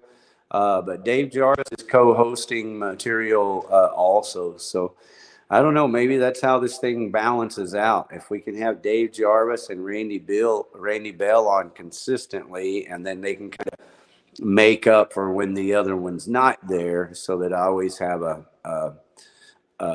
co-host, and it's also keeping someone on the panel, so that when someone like Dan McNew from Just the Facts Man or anyone else wants to come on the panel, they see, okay, there's two people there. It just makes you feel a little more comfortable about live chatting and hopping on. All right, so this is another Haltom Theater show. This is next week, Friday, December the 2nd, at Haltom Theater. And this guy is 365 Mafia. Is that who he is? Yeah, that's DJ Paul. 365 Mafia. Okay, what's this one here? Yeah, there it is. That's his tour right there. And forgive me, everybody, as I try to do all this stuff and do it as quick as possible. Here we go. The Rail Club New Year's Eve tribute. So the Rail Club is going to have a kick-ass New Year's Eve. Hard to go wrong with a Pantera tribute on New Year's Eve. Just have to drink enough to make them sound good enough. And I guess you have a Slayer cover band there also. Live heavy metal featuring. I see Cowboys from Hell and I see Slayer. I just can't. Oh, is that Metallica? Yeah, so it looks like a Metallica cover band and Megadeth. That's right. That's the local Megadeth band. So thank you for being patient while I let it all come together. That's our local heavy metal band out of Jimmy Adcock's school here in Arlington, the Arlington School of Music, I think. So anyway, kick-ass show there for New Year's Eve at the Rail. And what is this? I believe this is another Rail show, so y'all bear with me as I kind of wait for it to pop up on my monitor so I can tell you about it. It is the Rail Club. That's why I pulled it up. I thought it was funny, too. Oh, it's Prince. That's what it is. It's Saturday, November the 26th. So that might be the date of, oh, I don't know. But, you know, it's so funny because it's impossible to not piss some bands off. You know, if you know someone who's in a band and you might really even like their band, you know, you're their number one fan, like they love you until you go support another band. And especially if you support another band on the night that they're having a show. I mean, it just gets into a mess so fast. And I understand why, because bands work really fucking hard to put together a show and be able to perform. And at least most of them do. The good ones do. So anyway, everybody have a good time. Barbara and the Dirty Shirleys, friends to me and my dead friend. We played with them a couple of times. So Barbara and the Dirty Shirleys, y'all get there early for this show. And then, of course, the Prince tribute, the legacy of Prince. So get out there to the Rail and party like it's 1999 with Barbara and the Dirty Shirleys also. And so last but not least, I got to give a shout out. I got to wait for this to pop up. Is Skillet. I got into Skillet on the Collision record. So anybody who wants to hear the really good, gritty, fucking badass Skillet, that record's called Collision. And they had a punk rock record before that, or was way more punk rock. And so that's how I got into them. Some really good music. And then they added the violins and all that after that. And I have the fortunate ability of having had many good videos of early Skillet shows. So Rock Resurrection Tour. I forget where that's at. I've got another flyer somewhere, but we'll get back to it next week. And that's your, since it's the last flyer I have to show, that's your thing for this week, is you can go check out Skillet's record, Collision, and get back with me if you like that record, Skillet Collision. All right, well, that's the concert calendar, everybody. I'm going to look over here at the comments, and then I'm going to pop on over and play a couple of songs and get the hell out of here for the night. That's Michael Jackson. What's Michael Jackson? What's he in? Oh, oh, oh,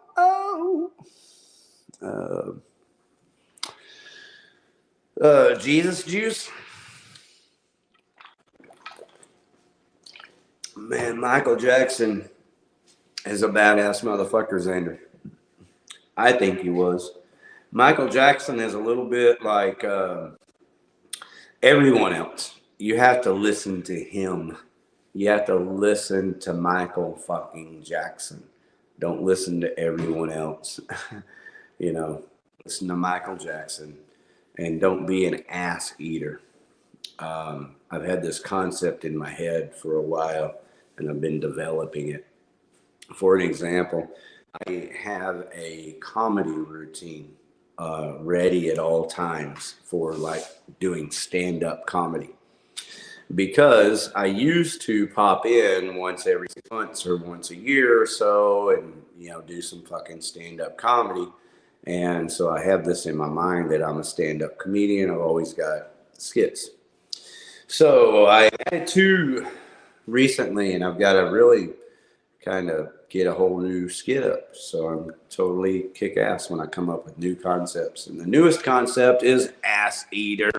Those fucking ass eaters. You know, it's like those fucking chicks, you know, all respect to all animal lovers, you know, really sincerely. I have a puppy dog. Hey, Maggie. How are you, big girl? She's sleeping. She don't give a fuck. She's 17 years old. I inherited her when mom died. When my mom died. I'm thinking doggy language. Anyway,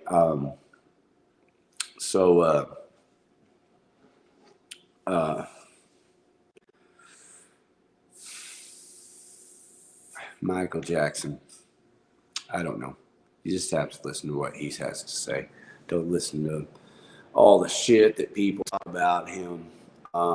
Michael Jackson did not have a childhood, and Michael Jackson recognized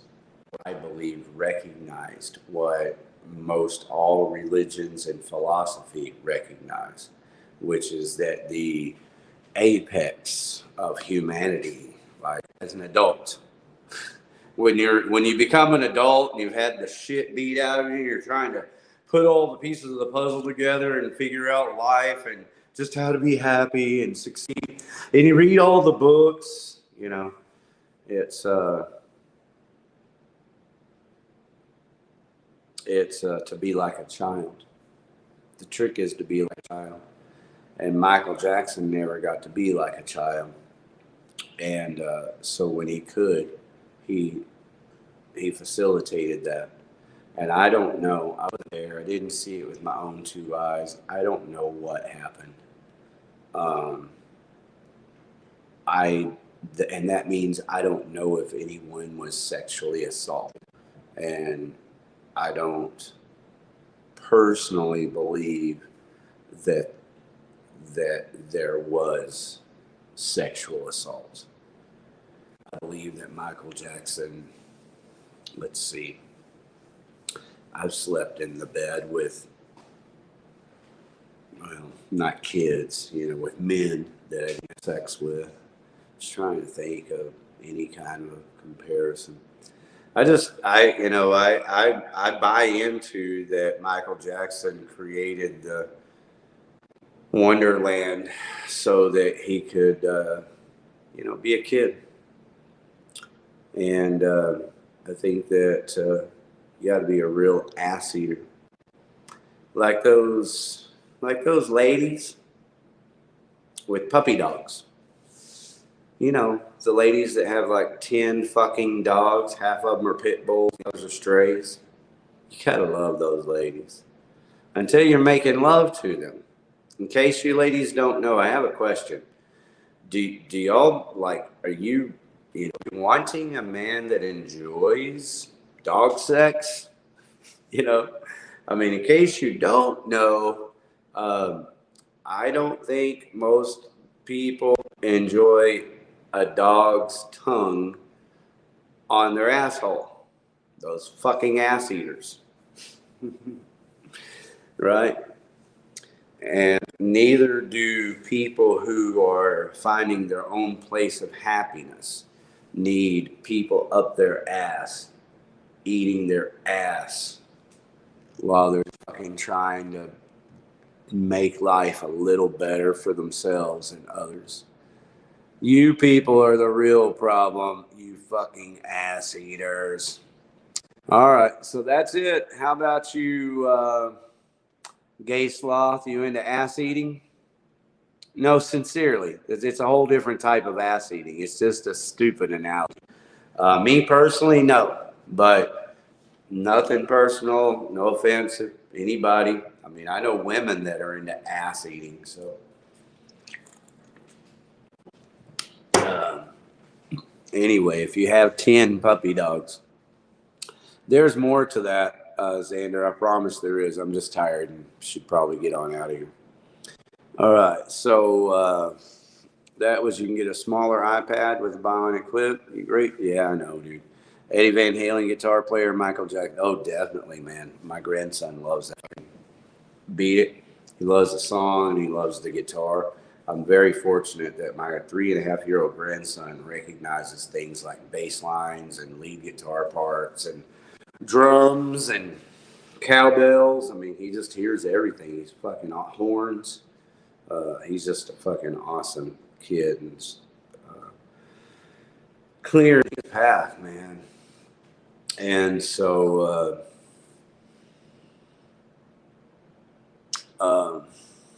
that's it. Yeah, Michael Jackson way ahead of his time. And, you know, he was squeezing through a true message of love and peace in his music, in his words, and his actions. And that's why I consider it to be, the odds are less likely that he was a pervert having sex with kids.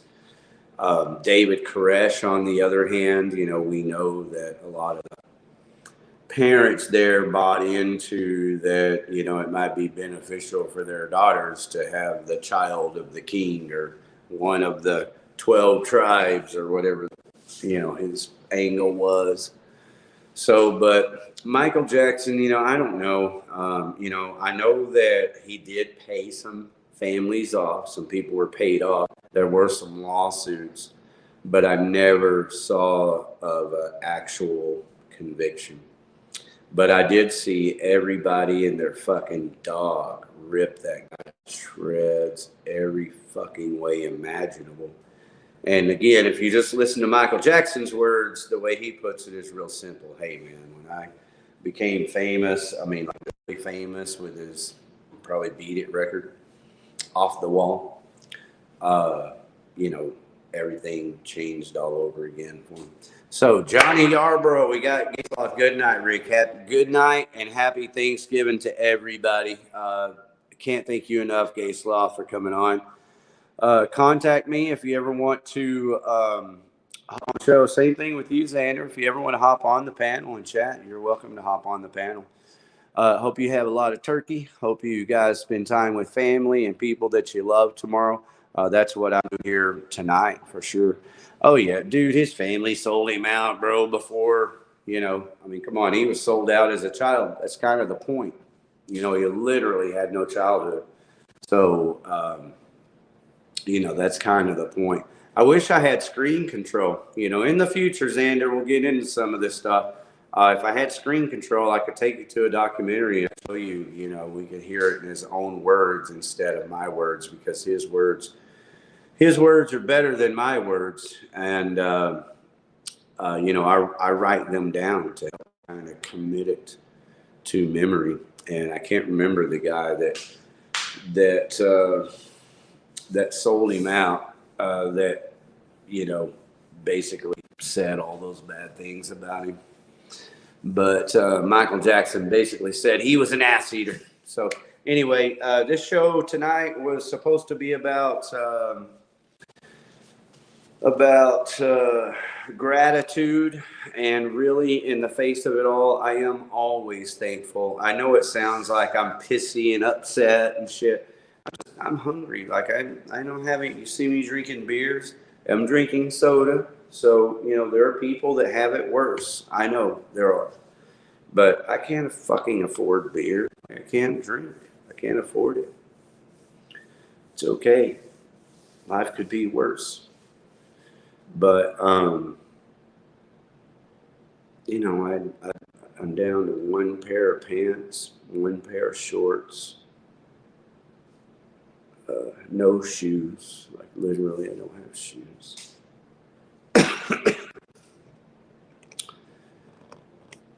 Stupid shit, right? So I had to fight through a lot Like, it takes a lot for me to just kind of clear the slate, show up here to do this. And I do it for that purpose of the adversity.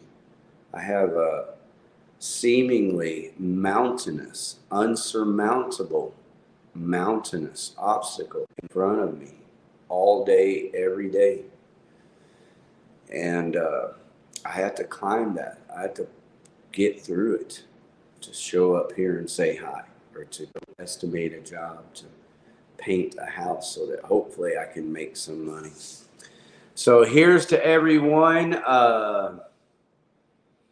excelling the seemingly unclimbable, unattainable mountain before us all. Thank you so much for jamming out with me on another Outlaw Video TV broadcast. How about we rock and roll a couple of songs? This is one of my other songs called Hard Candy Girl, featuring on lead guitar Kayla Kent. If you get the opportunity, head on over to Kayla Kent. I know I'd like for you to do almost anything but listen to my fucking show. Here's Kayla Kent right there. And I have her to thank for this fabulous lead guitar. And it is fabulous. It's a fucking kick-ass rock and roll song. The drums are Greg Kramer. We got Richard Gish on bass. And then I play guitar and sing. And we have lead guitar Kayla Kent. Where's the hard candy girl? The kind that you suck on. Show me down your aisle. How many licks does it take to get to the middle? How many licks does it take? How many licks does it take to get to the middle? Oh, how many licks does it take? Yummy cherry pie. Sweet child, you could be mine. Cream and cherry on top. Running down my face, don't you say. Running down my face. Running down my face, don't you say. Running down my face.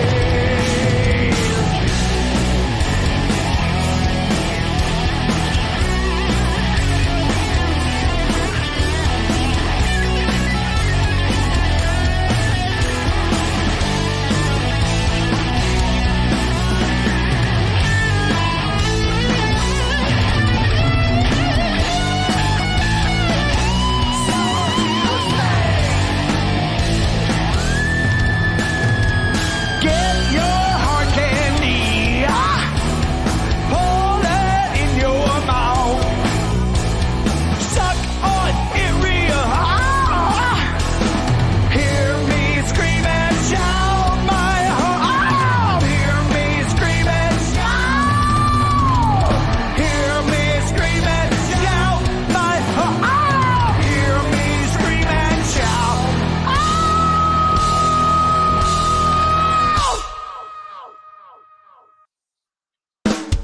Where's the hard candy girl? Butter. Oh yeah, man. I already feel better. I feel better at all times, always, Xander. Thank you very much for commenting and your encouragement. Your encouragement is always welcome, brother.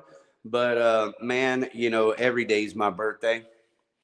Every day is Christmas. Every day is the best fucking day of my life, man. I've been living that way all my life. I don't have any, like, you know, huge personal struggles that I'm not able to overcome. It's the struggles that are brought onto me by other people that are next to impossible, and especially in regards to children. My grandson, and it's the biggest challenge, you know, I've had for the last 3 years. My life has been the absolute best. Like, it's so fucking cool. But at the same time, it's been the worst. It's been the hardest. I've eaten worse many times. I mean, I've never eaten worse. So anyway, that's what it is. It's just a challenge, man. So yeah, thank you very much for that. And while I'm at it, I'm going to play a couple more songs, but I want to tell everyone thank you. Really, thank you to everyone who's ever supported this show. Thank you, Xander. Thank you, Royce is in the house. Thank you, everybody at Jim Terry TV. Mr. X has been on the show. Darkwing Dove. Thank you to the Gay Sloth, and you're welcome here anytime, Gay Sloth. Hit me up, especially if you have something like musical planned. That's what I'd prefer. Anybody who wants to be on here, you're welcome. Try to get with me beforehand. Let's get something kind of musical lined up. Everybody go on over to Kayla Kent on YouTube. Thank you, Kayla Kent. Thank you, Rick Perry, also of the band Iron Jaw. Here we go. Thank you, Iron Jaw. Thank you, Bolt Neck Sound, for your support. And thank you also, Jim Wright, over at Avalon, for supporting me here. Thank you, Randy Bell. Your support is fucking awesome. Thank you, Dan Manu, Just the Facts Man. Thank you to the guys in Hand Over Fist for coming on a couple of times. I hope you guys will come back on. Thank you to TJ of Nonconformist for coming on the show. And thank you to Jason Green over at Waste Some Time with Jason Green. He's got a great podcast, for your support and just, calling out Outlaw Video TV and talking about my post in your live chat. Thank you to Salty Pancakes. Woo, so glad I didn't forget about you. Thank you, Salty Pancakes, and the whole 333 crew. Let's see. I want to make sure I remember everyone. Just want to say thank you. Thank you to everyone who's been involved up to this point. And as you can tell, there is a vibe here. Something is happening, and it's going to continue to grow. And once it does, once we get the audio set up, and especially with Randy Bell gets his audio set up, and then if Dave Jarvis is able to kind of get his studio going, when we're really rocking and rolling, man, this shit's going to be off the hook. So we're just kind of warming up to it right now, and just want to thank everyone for hanging out here with Outlaw Video TV. I'm just going to play, I guess I got 2 more songs to play. Let me go down here to my studio. I'm in the background studio right now, doing the behind the scenes stuff. I need a behind the scenes camera to help me through all of this, don't I? All right, how many songs do I have still left to play for you?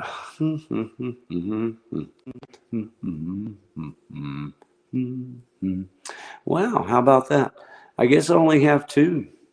All right, I thought I had an extra song. So anyway, bands that want your music heard, be sure to hop on here and get your music heard. This is the X610 Chill Dogmatic coming right up. X610 Chill.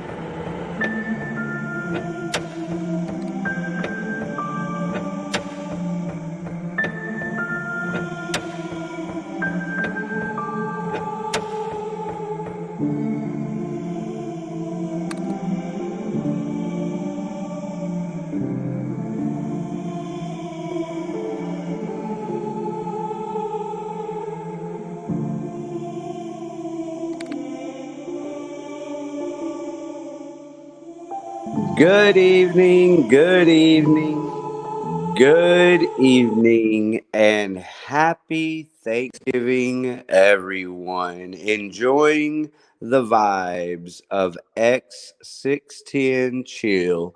That's my good buddy and co-host right here, Outlaw Video TV. Blow your brains out with Rick E. Warden. And of course, Dave Jarvis of Dank and X610 Chill. And what's looking like it's going to be Randy Bell. What a show. That would be an amazing show that would balance it all out. All we need from there is a hot ass chick. So we got some good hot chicks out there that want to be a part of the show. I think that'd be a full motherfucking house. How about you? And we want all the bands in Dallas-Fort Worth to get on here and share your shows and share your music. And of course, if you're a touring band coming through Dallas-Fort Worth, hop on here. Let's get an interview going, get chatting with our subscribers here at Outlaw Video TV. We're very fortunate, very thankful, and with humble gratitude, tell you that we have over 3,100 YouTube subscribers. We almost got 3,200, but about 20 or 30 of them dropped off after I decided not to do true crime. So drop some money on the floor with me, honey. Like, I don't get it anymore. We'll see y'all next Wednesday. Happy Thanksgiving. Bitches in them hoes. Dropping money on the floor.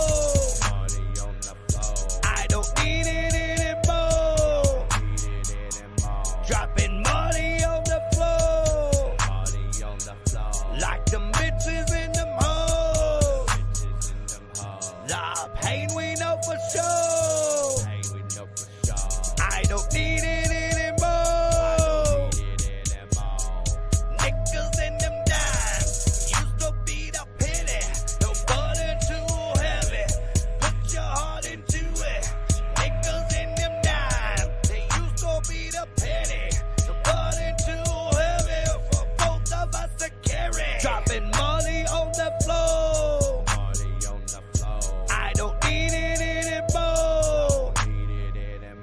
Dropping money on the floor. Money on the floor. Like them bitches in them hoes.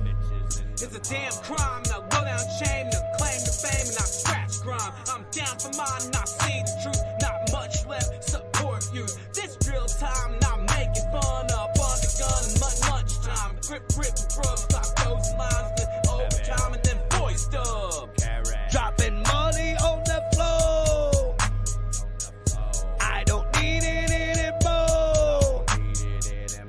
Dropping money on the floor. Money on the floor. Like them bitches in them hoes. It